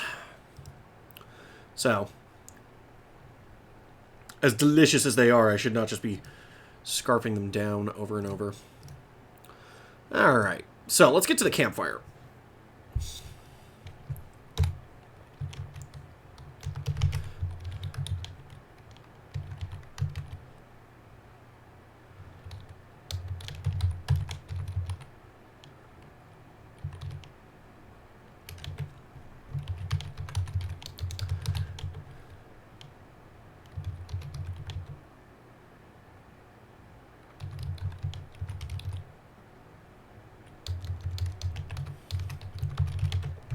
So yeah, we'll have it be... We'll just have it be... this is right after we saw the adept making the decision. And I realize I need to set up in each one's scene a little bit more the idea of... well, you could always go do the trial or something like that. Or have them look contemplatively or longingly at the Macmillan estate or something like that.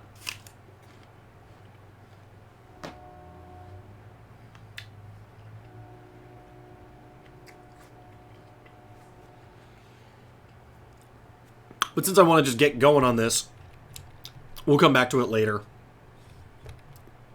So this will be right after we saw the adept, like, grabbing stuff, grabbing her backpack, walking out, and walking into the woods as the sun's going down. So now, here we are. Exterior. Night. Dark, thick woods. The adept slowly walks between trees.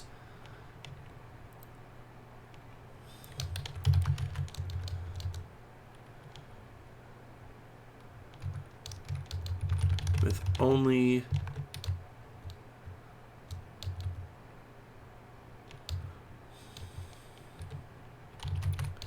heading in the direction of the Macmillan estate. And here's where we do a fake out scare. There's a branch snapping.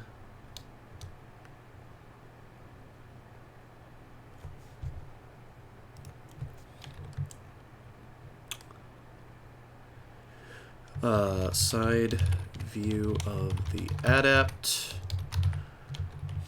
shows a silhouette moving the woods off to her side.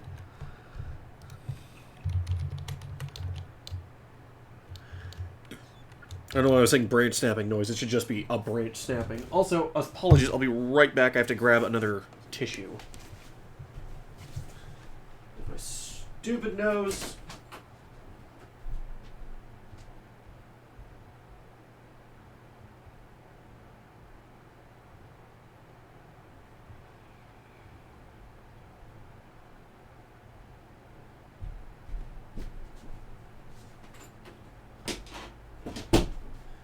Gonna bring the box in here.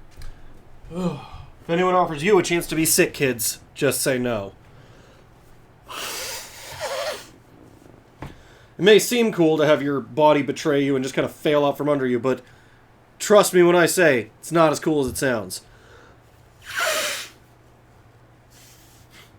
And clearly so sexy. Oh. Okay. Silhouette moving it through the woods off to her side.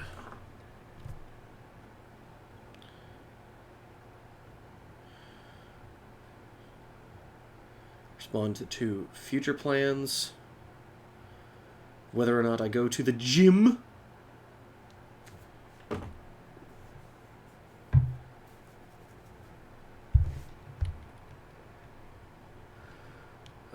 We'll see, because I am still kind of sick. Wood's off to her side. She looks, but there's nothing there by the time she does. She speeds up, clearly getting more unnerved as more sounds and more movement starts to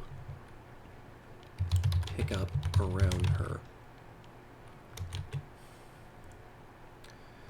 Eventually, she breaks and starts sprinting away. Oh, no. Even better. Even better. The silhouette appears again and in her line of sight and begins moving towards her.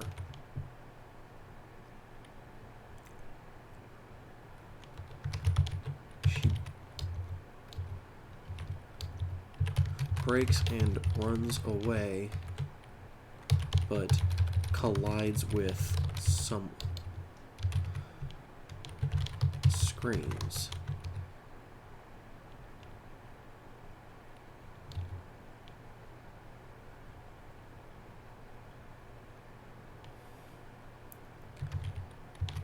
Person stands over her and reveals themselves to be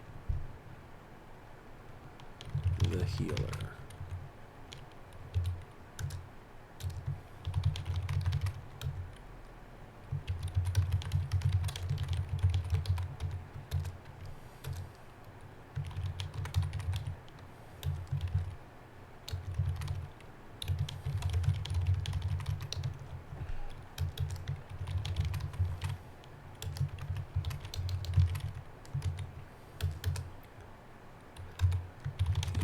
Adept points at the approaching silhouette,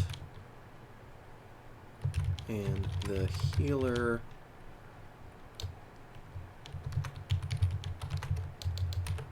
manages to pull her flashlight from the bag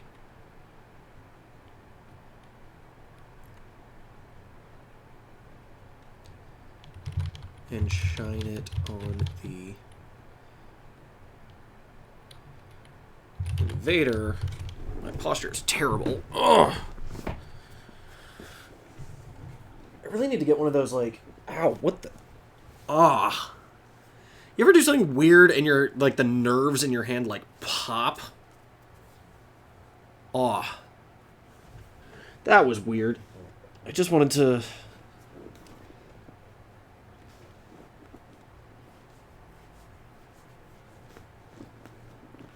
I have no idea what I'm even affecting on this chair.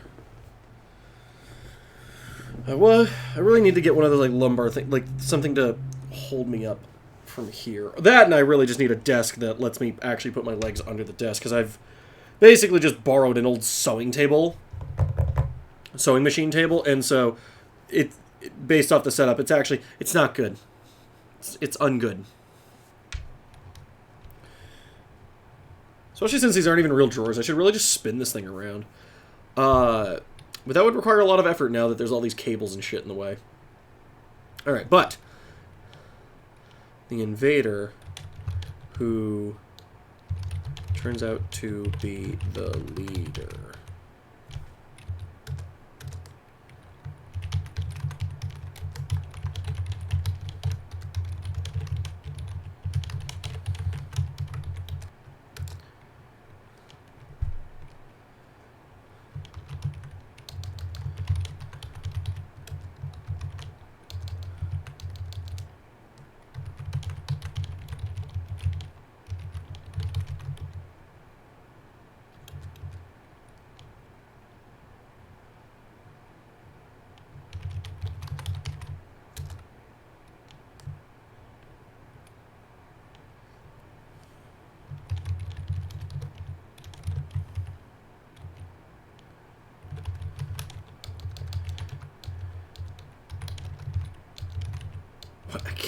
I'm spelling wait the wrong way. Like, every wrong way possible before I just type it in.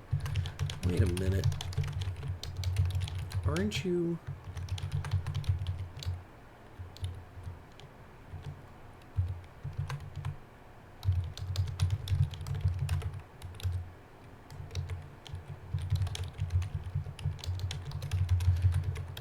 I really need to just come up with, like, temporary names. You know what? Here's what we're going to do. Control... What is it? Whoa! What the... Okay. I must have hit undo on accident. Whew. Control F. Oh, is it just Control R? It is not Control R. I've made a terrible mistake. Control F. Replace. Alright, here's what we're going to do. Adapt.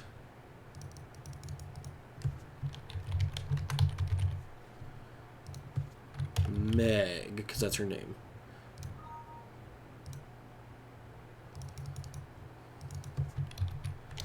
Leader. Dwight.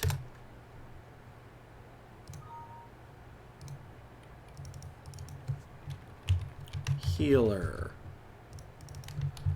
Claudette.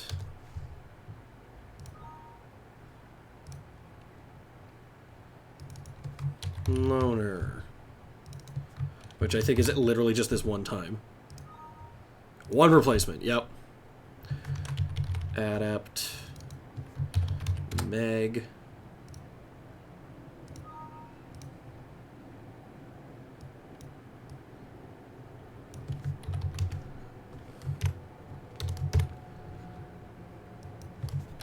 Leader. White.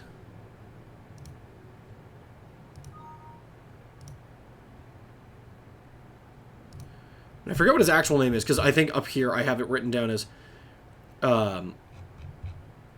Mr. It's now written as Mr. Dwight.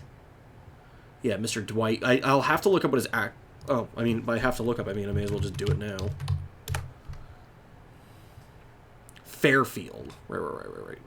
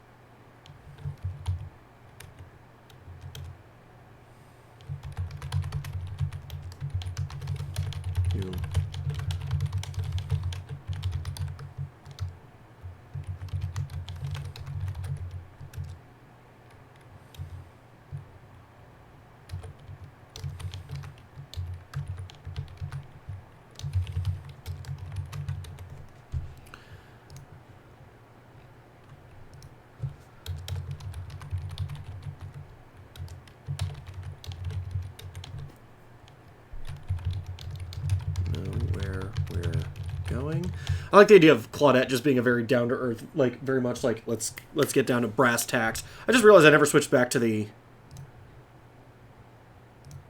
screen. Not that it really matters.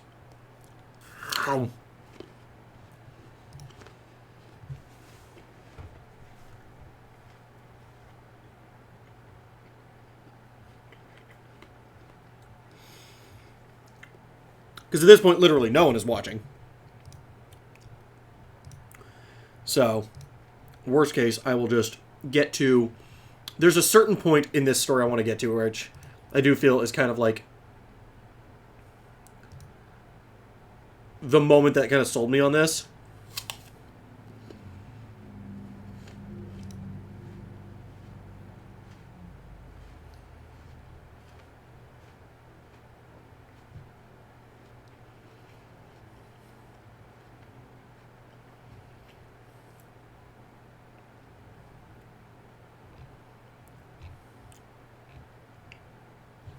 Interesting. Sorry, just double checking the wiki. Yeah, so I think I'm just going to get to a certain point and then I'm just going to stop.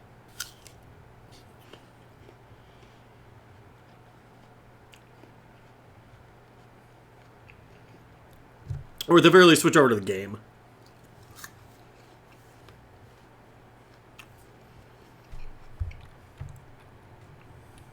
But I do like Claudette as the, all right, what next? What next? Get to the point. And in my head, I've always kind of cast Meg as the sort of de facto main character, even though there's 4 of them, and the goal is to have them all get balanced and be like, they all matter, they all contribute, and really have that vibe of, I have no idea who's going to live through this.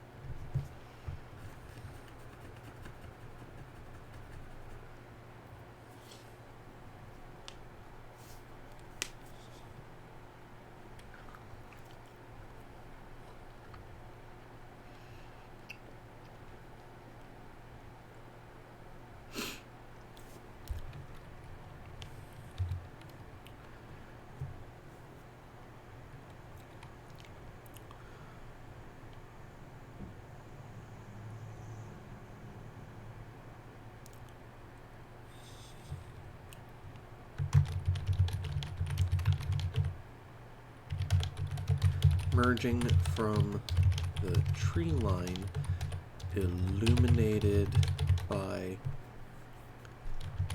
firelight.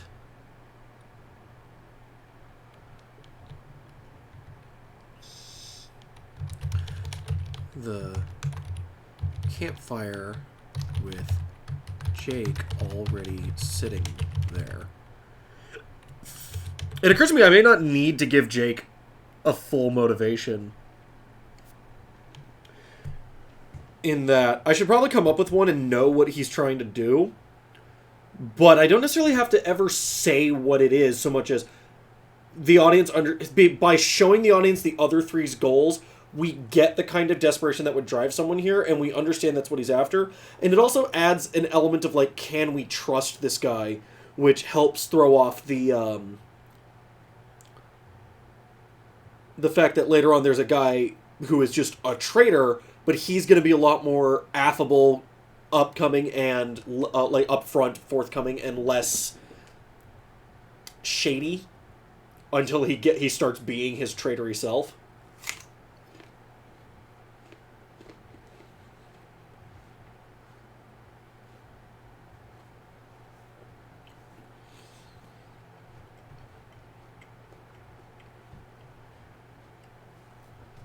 I think that works. What page are we on? 9? That's about right.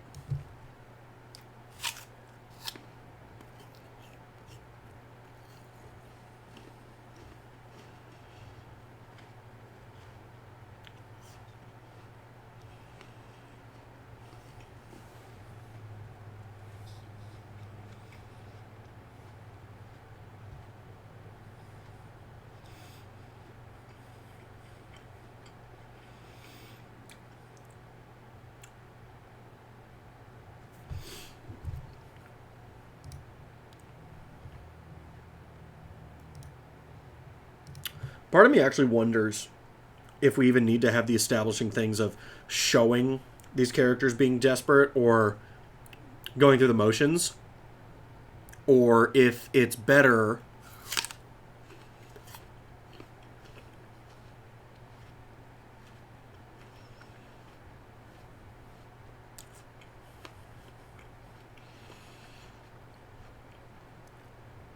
to open on them coming upon the campfire.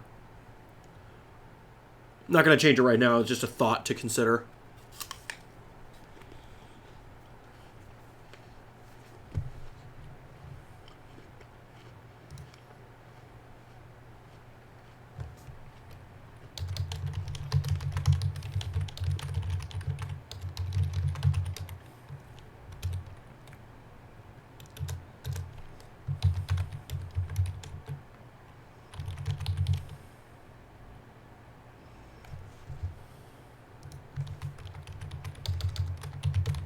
Exterior. No.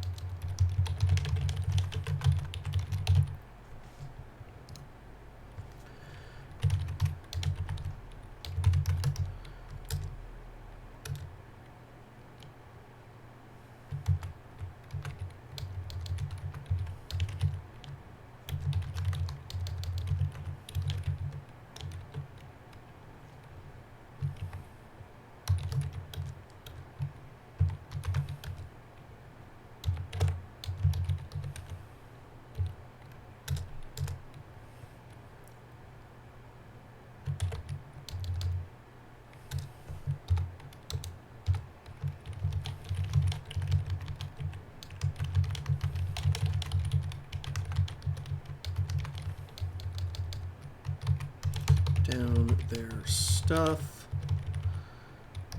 Settling it.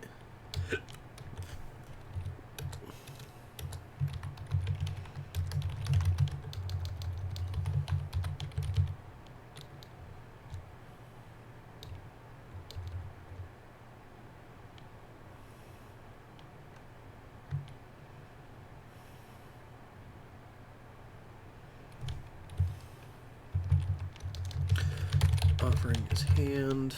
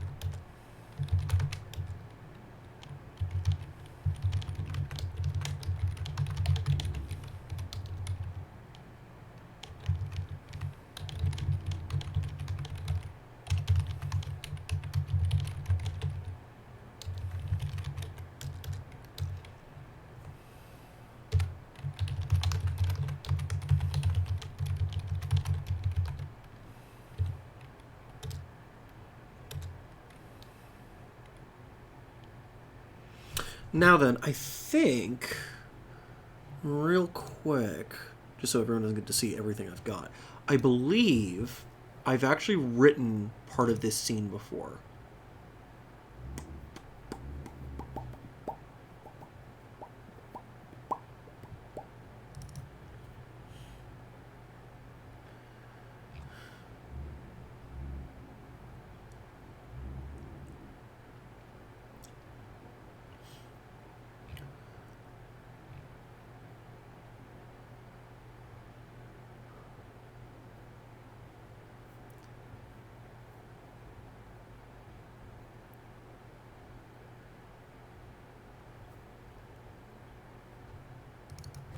Yeah, I think this is the stuff I wrote before.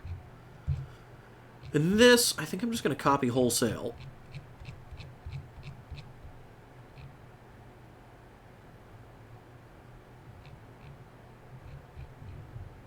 And I'll just edit it in front of you guys, and that'll be our stopping point.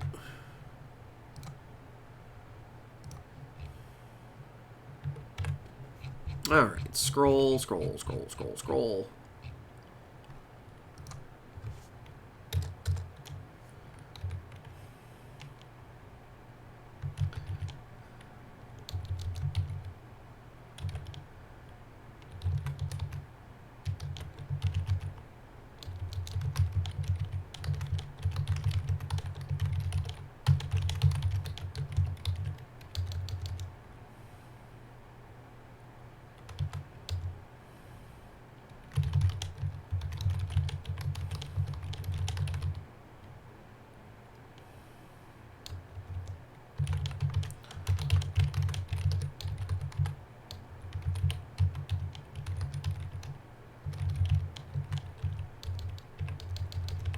For the camera.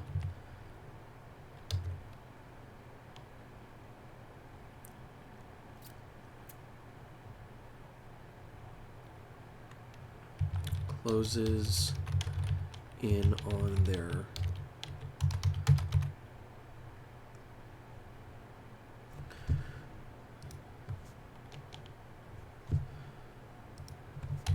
cut to exterior shot of the campfire.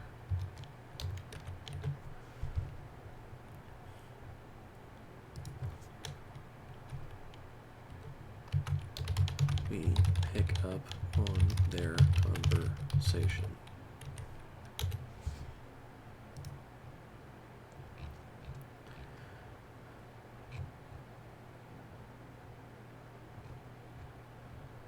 All right.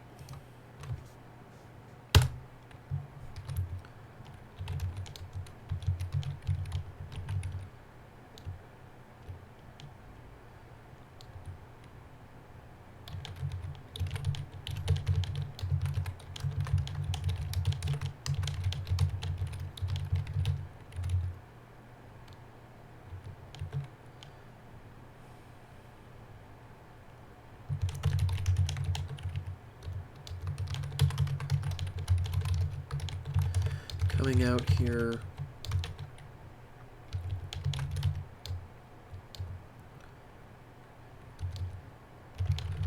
Wild.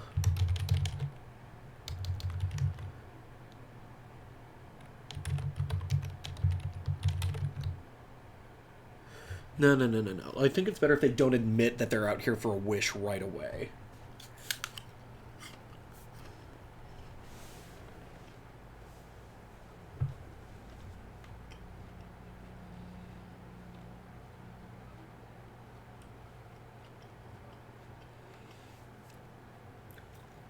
Yeah.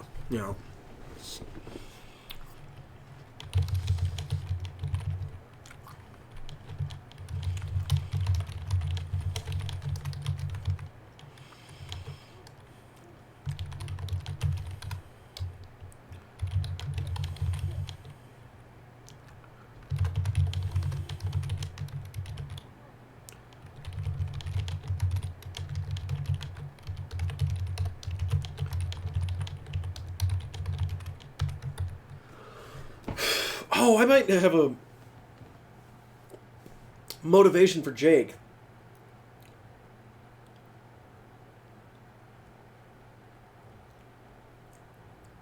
His sister might have been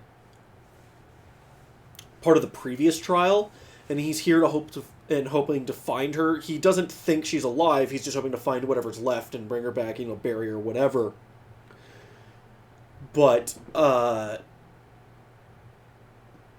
and have the sister be the girl we saw die in the intro. Which also adds extra reason to hate the traitor, who I forgot I had named in this previous attempt at this screenplay. So, alright, so, coming out here hoping to find a little something in the estate. Didn't think I'd find anyone else, let alone three of you. So what brought you guys out here?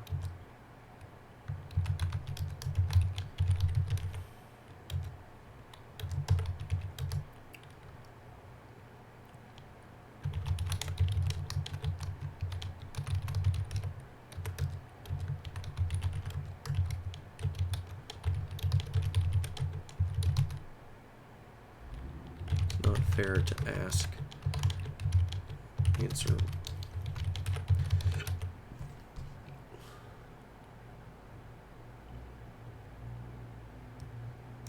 And that's where we can cut into this. Because I don't think their motivations have changed since my first attempt at this.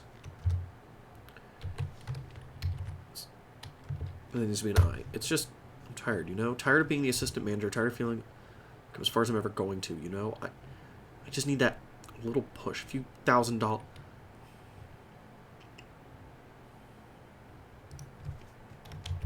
I hear the cat. No one's willing to help.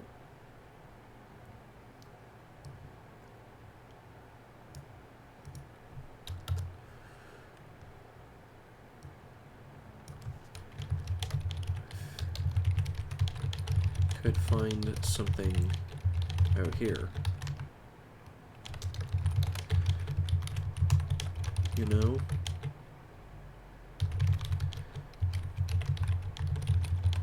Plenty of good equipment or decent salvage or maybe even some of the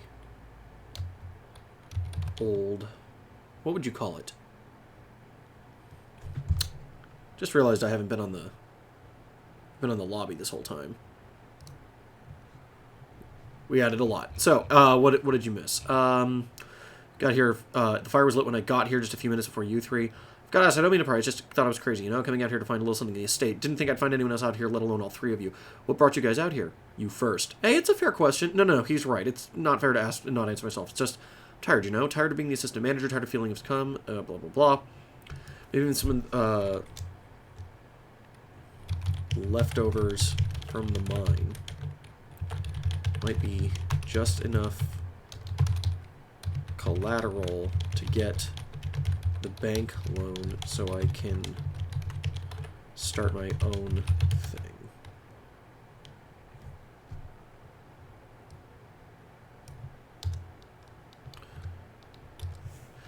I hear that. This town, man, it just eats people. My great-grandparents out here, my grandparents, and my parents are lining up to do the same. My siblings, they don't want to leave either. It's not like things are going all that great for us, but every time I ask any of them about it, they just clam up. They don't tell me I don't understand, and I don't, but they won't explain. I don't want that to happen to me. I want my life to have meant something, you know, not wasted away to dust like everything else in this damn place.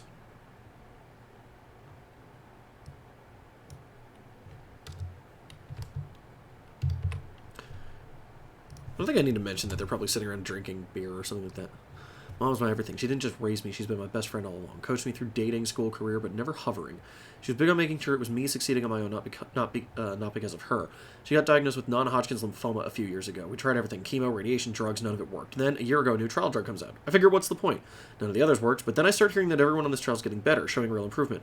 Tried getting her in, but they weren't taking anymore. Had all they needed. So finally I went into their candidate lists and changed some names around, made sure she was on their next trial. They found out, of course, fired me, blacklisted me from every hospital I could find. My mom just got worse. But I got a look at that medicine. I know what they did. I need another chance. I have one more chance in a hospital, one more turn with a clean record, and I know I can mimic what they had. Enough to save her, maybe, if it's not too late. Talk about it. It's personal, you know? Oh, come on, like ours aren't? No, it's fine. Yours to keep. It's just, must be bad, right? For you to be here, I mean? Yeah. Yeah, it is. Thanks. Should be all fine day after tomorrow, right? Nothing in the rules says we have to do it alone, so we all help each other. We all get what we want. I'm realizing that the way this flows, I'd have had to have established earlier what they're all doing out here, like what the trial is. And I'll tell you guys, basically the trial is just the legend surrounding the town is because everyone has the rumors of the Macmillan estate because it's what the town is built around, is this idea that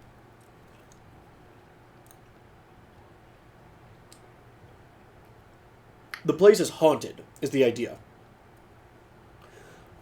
And not by a ghost, but by something that drove Evan Macmillan insane. Thus leading to the death of the estate, the death of the factory workers, and the death of the foundry and stuff. And I'll probably have it be Meg is telling this to her younger siblings or something. Because someone will just jokingly be like, well, you don't like it, you can always take the trial. And she's like, oh, fuck you. And the younger sibling being like, what's the trial? And it's like, all right, well, we have to explain this. And the rumor is if you can survive until daylight, you survive one whole day there from sunrise to sunrise, you get a wish granted. If you can make it out, you will get you get anything you wanted. And that's what they're actually largely here to do, is to get the wish, and but each one is here to get whatever they want. All right, so nothing else says we have to do alone, so we all help each other. We all get what we want. Hey, yeah, it makes the same thing. Might be personal, but we don't have to be alone. Sounds like a plan. All right, not bad. Dwight stands up and walks to the wall. He sees a sharp rock on the wall and cuts his palm on it. He smears a tally mark along the wall. I'm in. We doing this? Yeah. She stands and does the same. Claudette follows suit, and the group turns expectantly to Jake. He hesitates, then adds his own smear to the rest, leaving 4 vertical slashes of blood next to each other on the wall. How do we know it worked? Probably won't know until morning. If it worked, we're allowed into the estate. And then no use worrying about it until then. Settles into a sleeping bag, which makes sleep the best option. Sold. Hope I don't get blood all over the inside of the bag. Here, let me bandage it up. Let's all up real quick. I'm good, thanks. Talk to you in the morning. I'll take a bandage. Meg, Claudette, and Dwight banter for a bit as they bandage up. Camera pans down to Jake. Turned away from the virus, he looks at his hand and flexes it. Cut to morning and everyone is asleep. It's foggy, barely past sunrise. Guys, everyone starts to wake, slow to react. Camera is a POV shot from the wall, looking down on Dwight, who is awake and looking frightened at the camera, with the others slowly getting up and joining him. As they do, they all look worried and frightened. There's a long silence as they all glance at each other and at the wall. I guess that means... This should be... I guess that means we're in. Cut to a shot of the wall. A 5th blood smear has been added, crossing through all of theirs, making the 5th tally mark. The killer's theme from the game starts up. Alright, and seeing as there's literally no one watching, I've been going for 2.5 hours, and we've reached a pretty good stopping point at the end of Act 1. We're almost exactly 15 pages in. We're going to save. We are going to close that. I'm going to go ahead and save that. And then we are going to actually play a little Dead by Daylight, I think, just to close this out, because I need a break.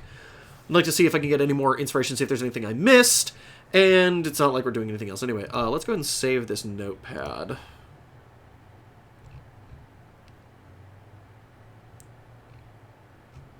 Where's desktop? There it is. Also in the TDOS deletable folder.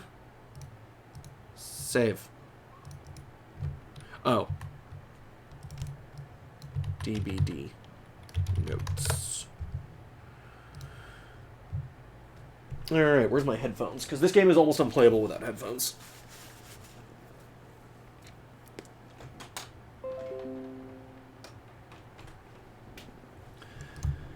Alright, we're going to start that up, and we're going to switch our game to Dead by Daylight as soon as I... Whoa.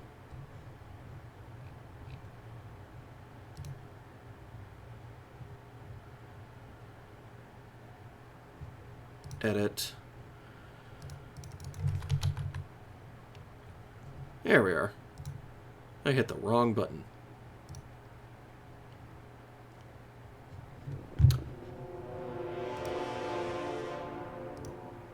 Let's go ahead and watch this cutscene, because I haven't actually seen this in a while.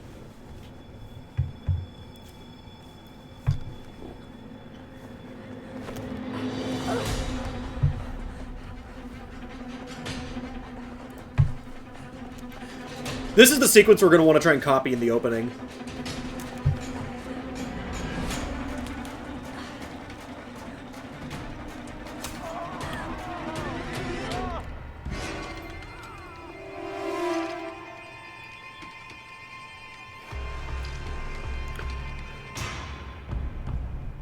She decides not to help him. Alright, I actually may want to go back and include that. Where she literally decides not to help him. I also like how none of these characters are actually in the game, which feeds my idea of this is a previous group. Oh, I'm gonna have to keep this. Like, we're that same near miss and everything. But, the idea that this is a previous group who died previous, and like you don't, like, we're not gonna see these characters again, it's just establishing the stakes.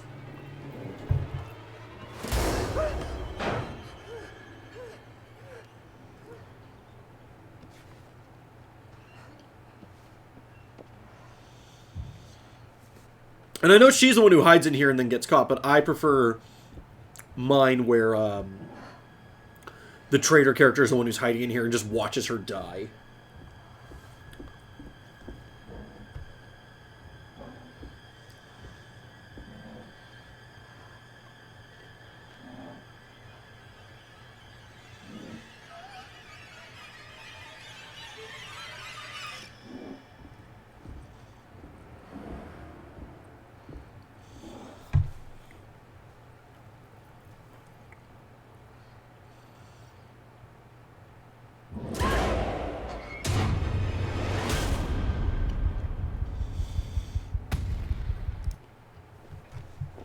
Cool.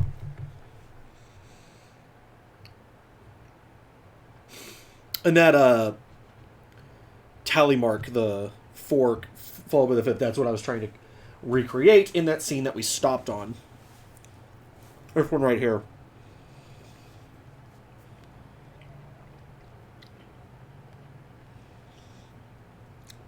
Minus the skulls, obviously, because they're just going to smear a thing of blood, but when I first came up with it, I was really happy with that moment where they wake up to find this 5th one through all of them. And no explanation as to how it got there. But we know. Alright, what are my rituals? Because I should have 3 new ones. Just 1. Cool. Sabotage the equivalent of 9 hooks. But I think instead... Nah, I don't want to be the hag. I've never gotten to try her. I'm hoping to try her on stream with you guys. No, we're going to try out the Trapper.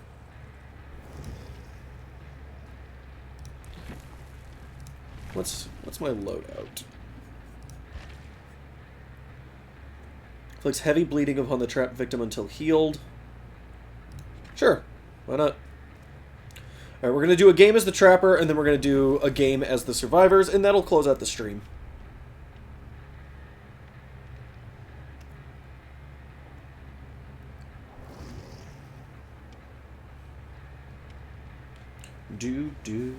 And this is the music it would be playing as we look up at the wall and see the 5th tally mark.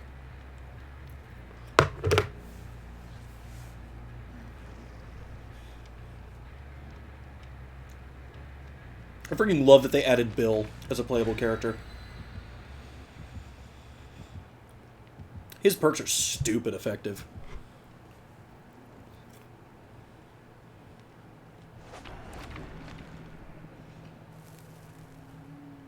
I think it massive points to boldness.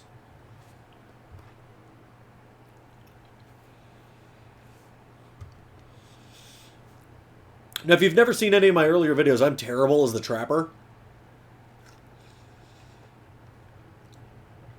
I don't get him. Like, I get what you're supposed to do. I'm just bad at it.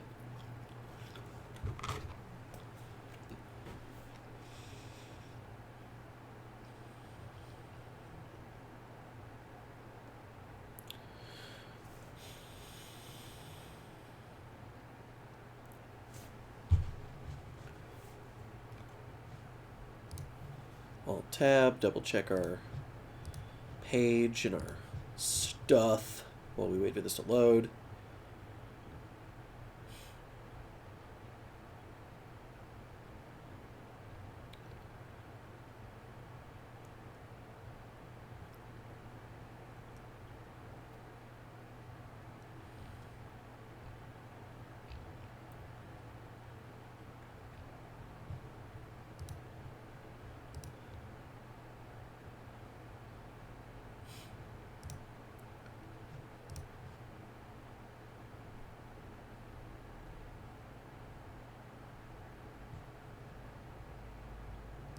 Why is this taking so long to load? Usually it's the lobby that's messed up, not the loading times. It's not frozen.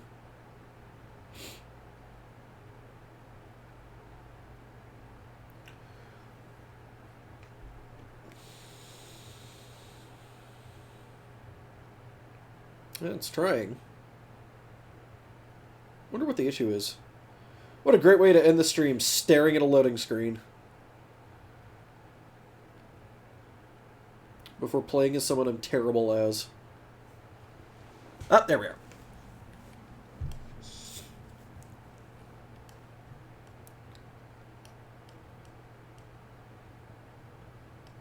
Alright, well, there's a generator right over here. I feel like I'm moving very quickly.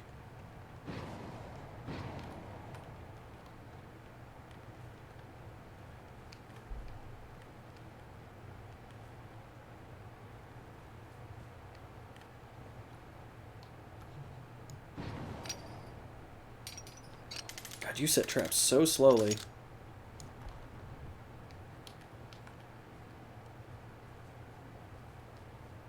I feel like I'm moving very quickly.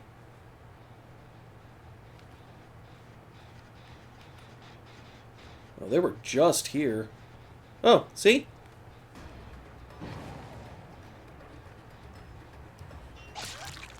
One hit.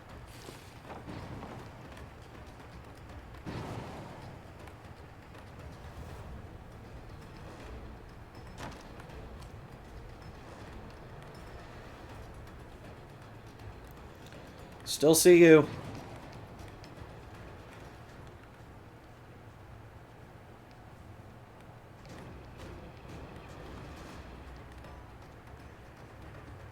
Oh, that was good.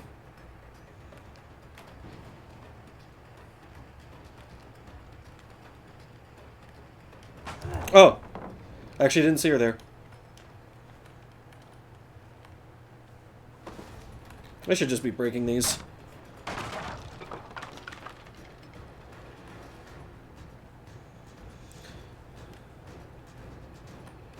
Oh, what the? She, like, warped. I still see you.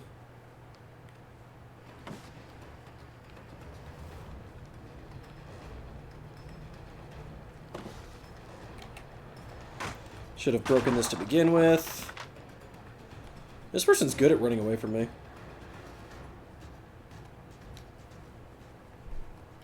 There you are.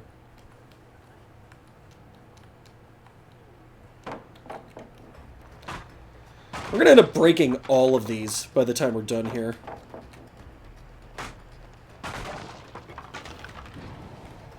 And they're not gonna have anywhere else to go. Oh, I hate this. This damn bus.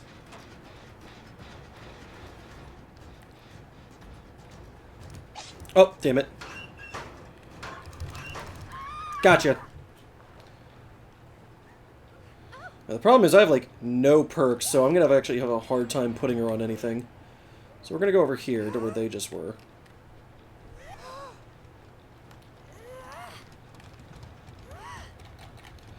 And there's a bear trap right here, which is real convenient.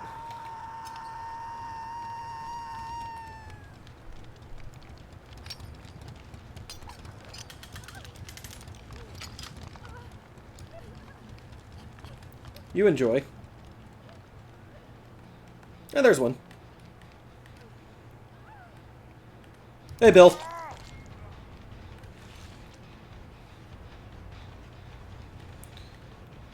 And we're just gonna chase this guy even if she gets down.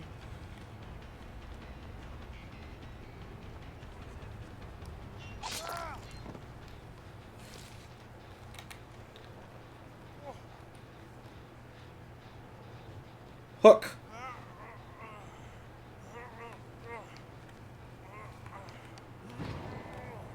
Oh, and someone's bear trapped. Let's go answer that, shall we?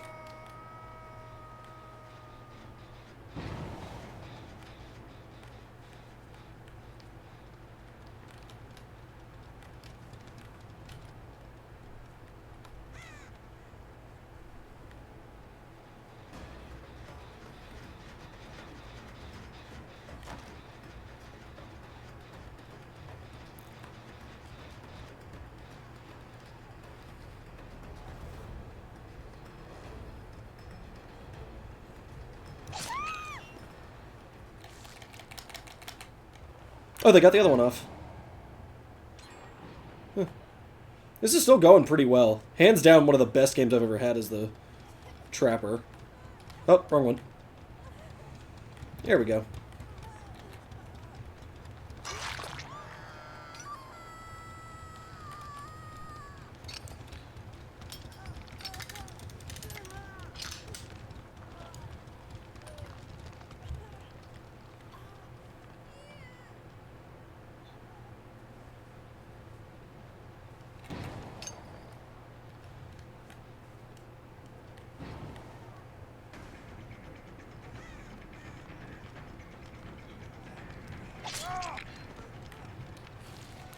Alright, you get to go back on a hook.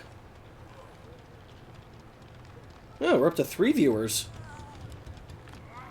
Significantly higher than... It's 3 times as many as were watching me write the screenplay. And I know I count as one of them. We're just going to leave you there. I was not going to make it to a hook anyway. Oh good, the guy I haven't snapped yet.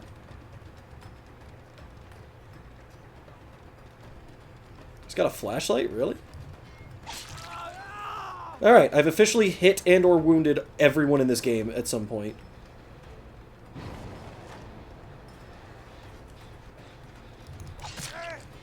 Cool, and now he starts closer to a hook. This game is going remarkably well for me.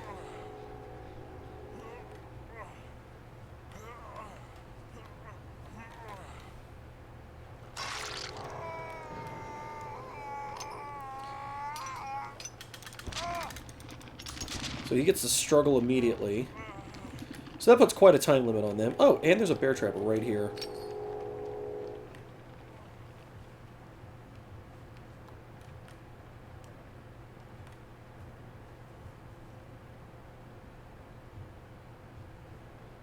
They still haven't completely healed themselves. I should bear trap this stupid... Oh, well then.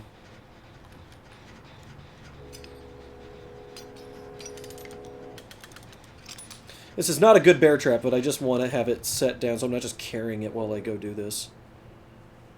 Alright, 1 down. I can at least chase this one.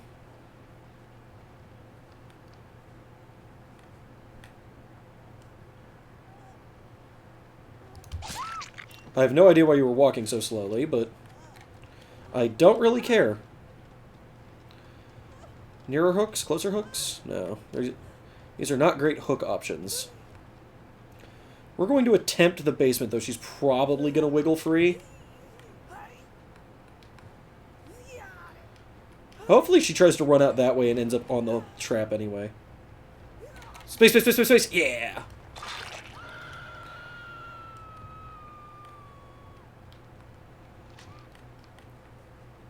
Bear trap!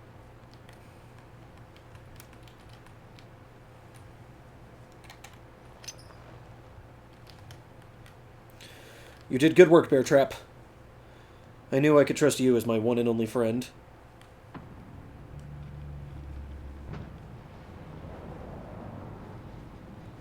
This one's got some progress. Which means they'll probably be back.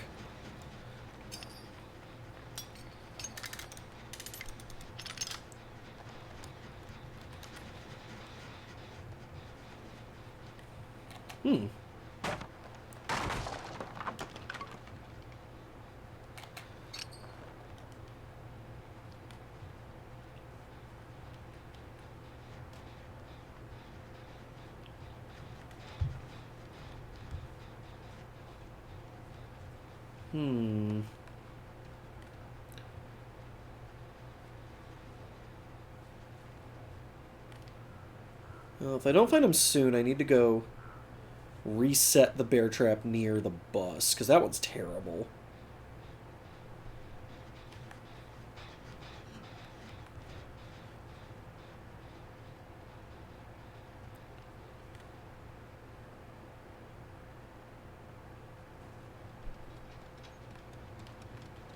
I wonder if they set the, I wonder if they did this while the bear trap was here. I think so.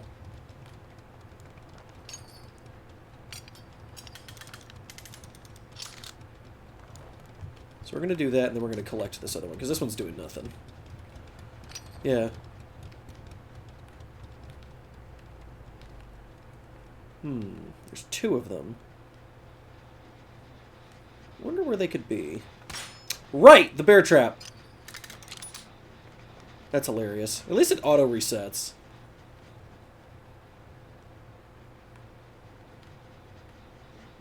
Aha! Proof. There he is. What's up, my dude? Oh, man! That was a solid hit.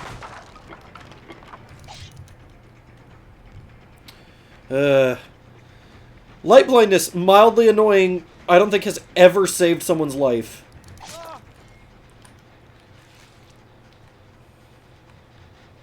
Damn it! Again! I saw it was going to happen at the last possible second. I was like, alright, bear trap.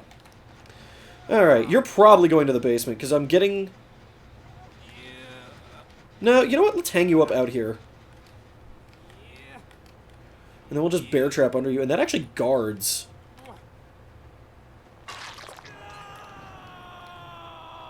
There we are.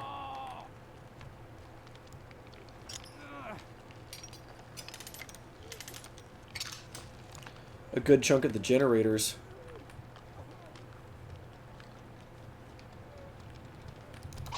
Found you! She went left. Okay. Always important to keep your eyes on the survivors. Oh, lame! Alright, well, I should break it, but I think I might be able to just catch her.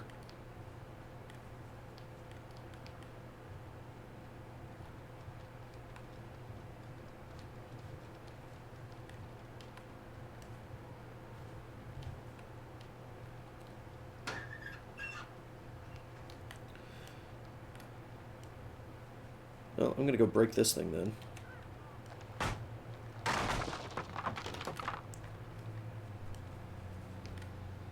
I think she went this way? She's probably at the hatch, because I haven't found it. And I would love to booby trap it, but I have no idea where it is. Do I? Yep.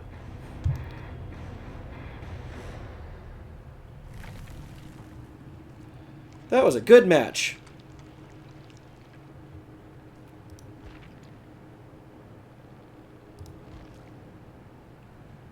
Yeah, the person who escaped was rank 10 and has a bunch of stuff, of course. That self-care is real frustrating. Not bad for a level 3 trapper, and I'm usually the worst as the trapper. Not bad at all. Alright, let's take off. Let's do ourselves a survivor game. What was my ritual? Sabotage hooks? Well, fortunately... The survivor... Oh, I want to play as this guy someday, but for now, we're going to play as Jake. Because I'm trying to get him his teachable perks.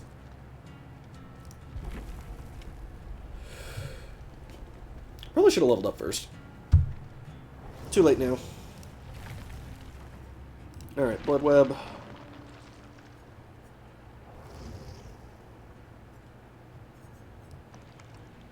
This one. This one. This one. Oh, screw you! That's not cool. Alright, well, then we'll do this one. Oh, I should have gone for the map, but oh well. Now I just want to level up. Alright. Loadout. Item. Mild heal kit. Yeah, I don't care about any of these. Loadout. Offering. Do I have no wreaths? Really? There. Objective category. Whatever.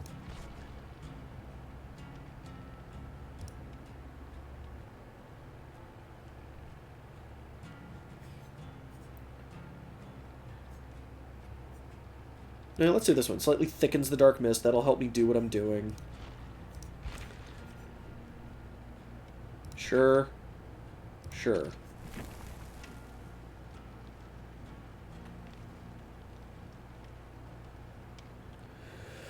And we're off. It's Enchantia! Hello! You missed what I would argue is the better part of the stream, but, well, provably not, otherwise people would have been watching.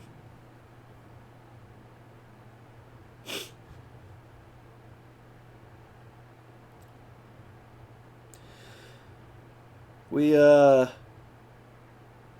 you can see by the title of the stream, we were doing screenplay stuff, but we gave up because no one was watching. I hit a stopping point, and gonna do this just to close out the stream because it's on topic.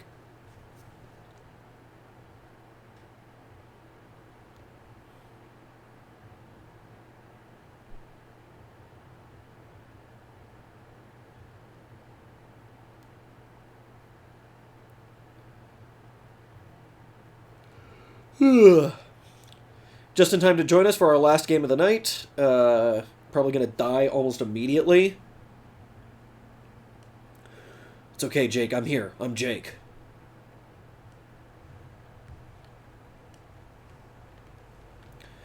Because my goal is to just break hooks, so I'm just going to go look for those. Oh, this guy's following me.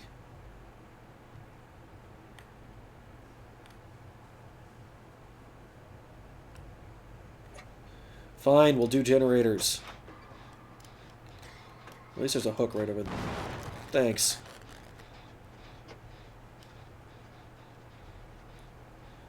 I'm gonna hide in this corner and break a hook.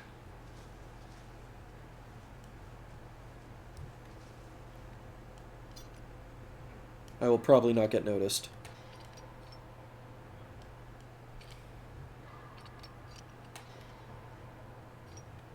Killer's nowhere nearby. Nope, he's right next to me. He's right over there.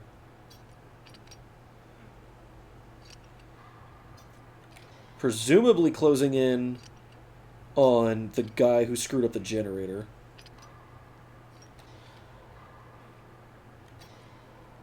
Nope, now he's coming to me.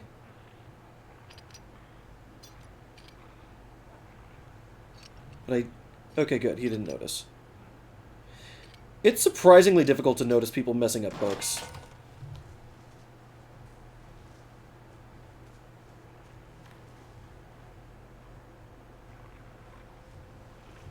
He just ran right past me. Please don't see me. Please don't see me.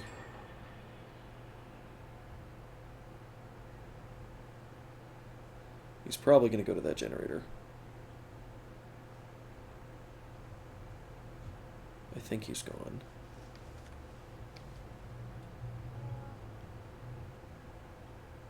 Is he still here?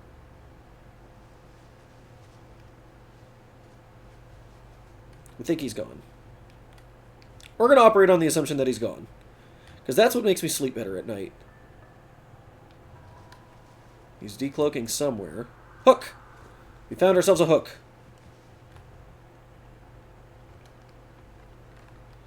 God, why are all the hooks near generators? That's really upsetting.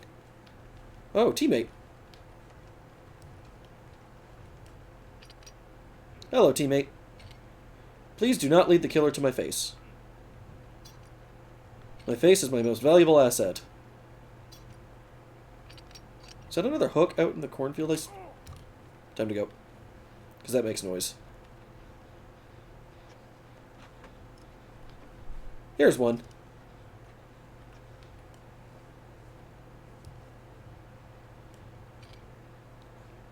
That's going to be my job today. Just go around messing up hooks. Uh-oh. Uh-oh. If I hear the heartbeat, it means he can hit me. Okay, cool. He's chasing someone else. We're just going to do this hook thing.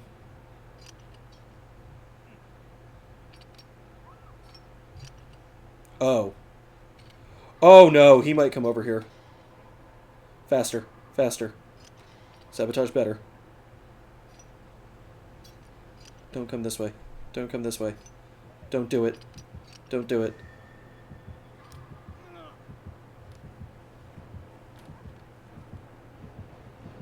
Of course he did. Take cover.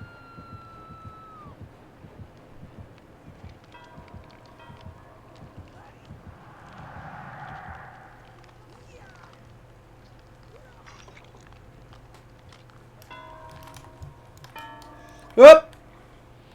Chase me instead! Oh, he Decided not to. Oh, that's a shame. I was actually hoping to lead him away. Oh, now we're going to mess up a different hook.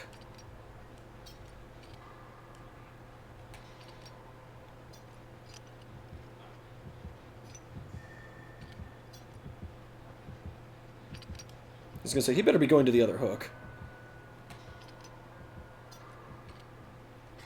Huh.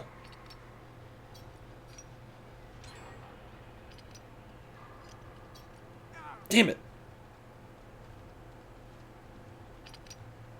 He's probably just going to camp.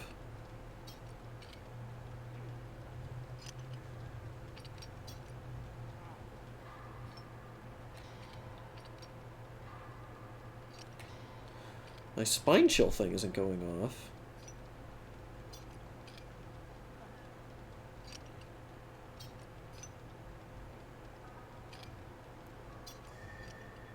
There he is.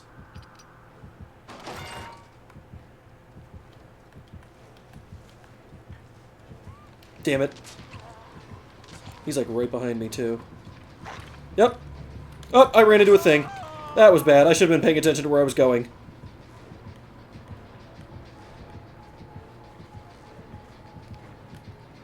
Oh, damn it.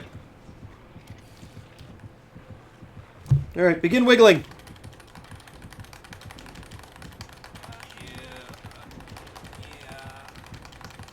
I've messed up only 2 hooks is the problem. Oh, I might get out of this.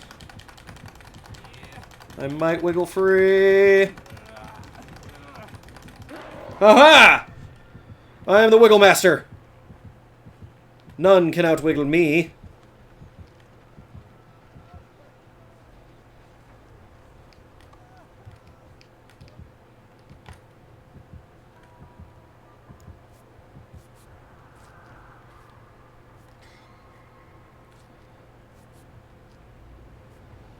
And the medkit ran out. Awesome. This is why you never buy cheap medkits, kids.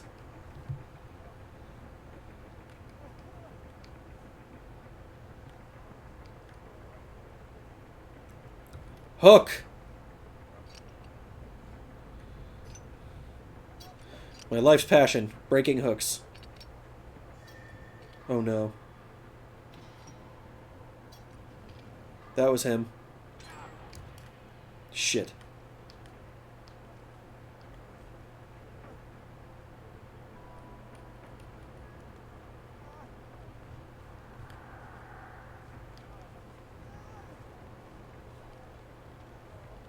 Oh good, he's chasing someone else. We're gonna go back to the old hooks. We return to the old ways.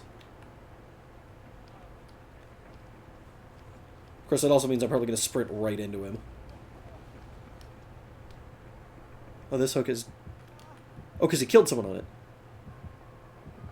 He's over there.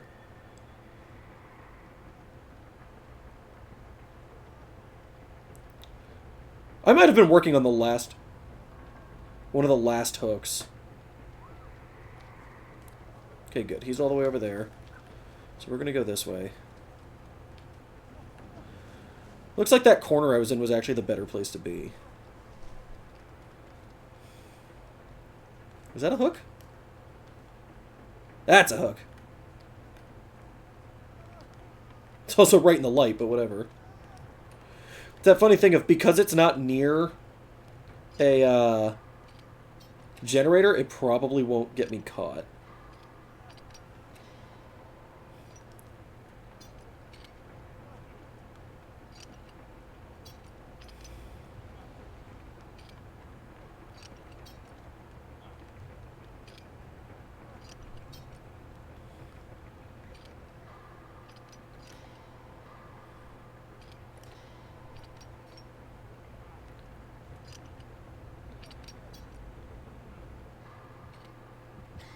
No.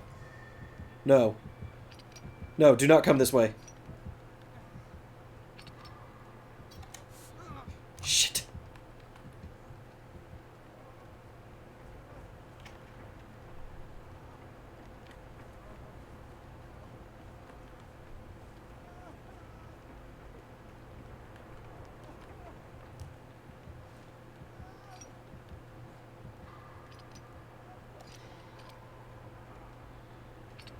Oh, I'm so close!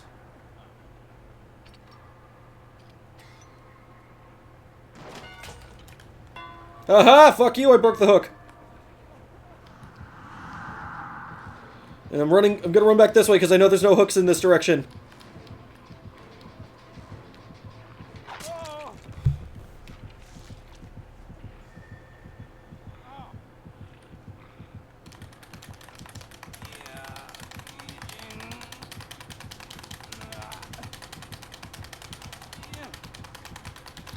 You're walking with purpose. Oh, there is still one over here, damn it! Oh, that was so close! One way over there, one over there.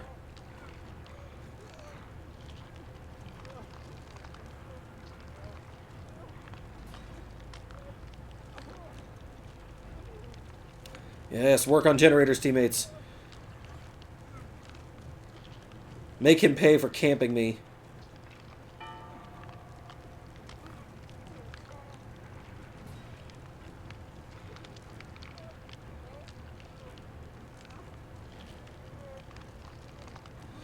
Oh, this is looking bad. This might be it for me. No one's coming to save me, mostly because this guy's a camping bastard.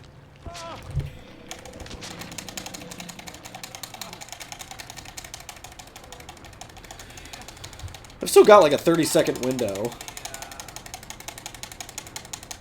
Oh, but they're not coming at all. Well, thanks for watching. Oh, there's no one here. Cool. We briefly had Jen. For a brief bit, we had Enchantia. Thank you, all two of you. This was a fun experiment. Probably not going to happen again. I mean, no one watched, and we had some people who RSVP'd who didn't show up, so... Goodbye, world! Just like this stream, I am impaled by spiders. Thank you all for coming. Hope to see you again. We're streaming again Monday. We'll be back to Dark Souls, so that'll be a lot of fun. Even as someone who's not playing, I'm enjoying those streams. So, we will see you guys then.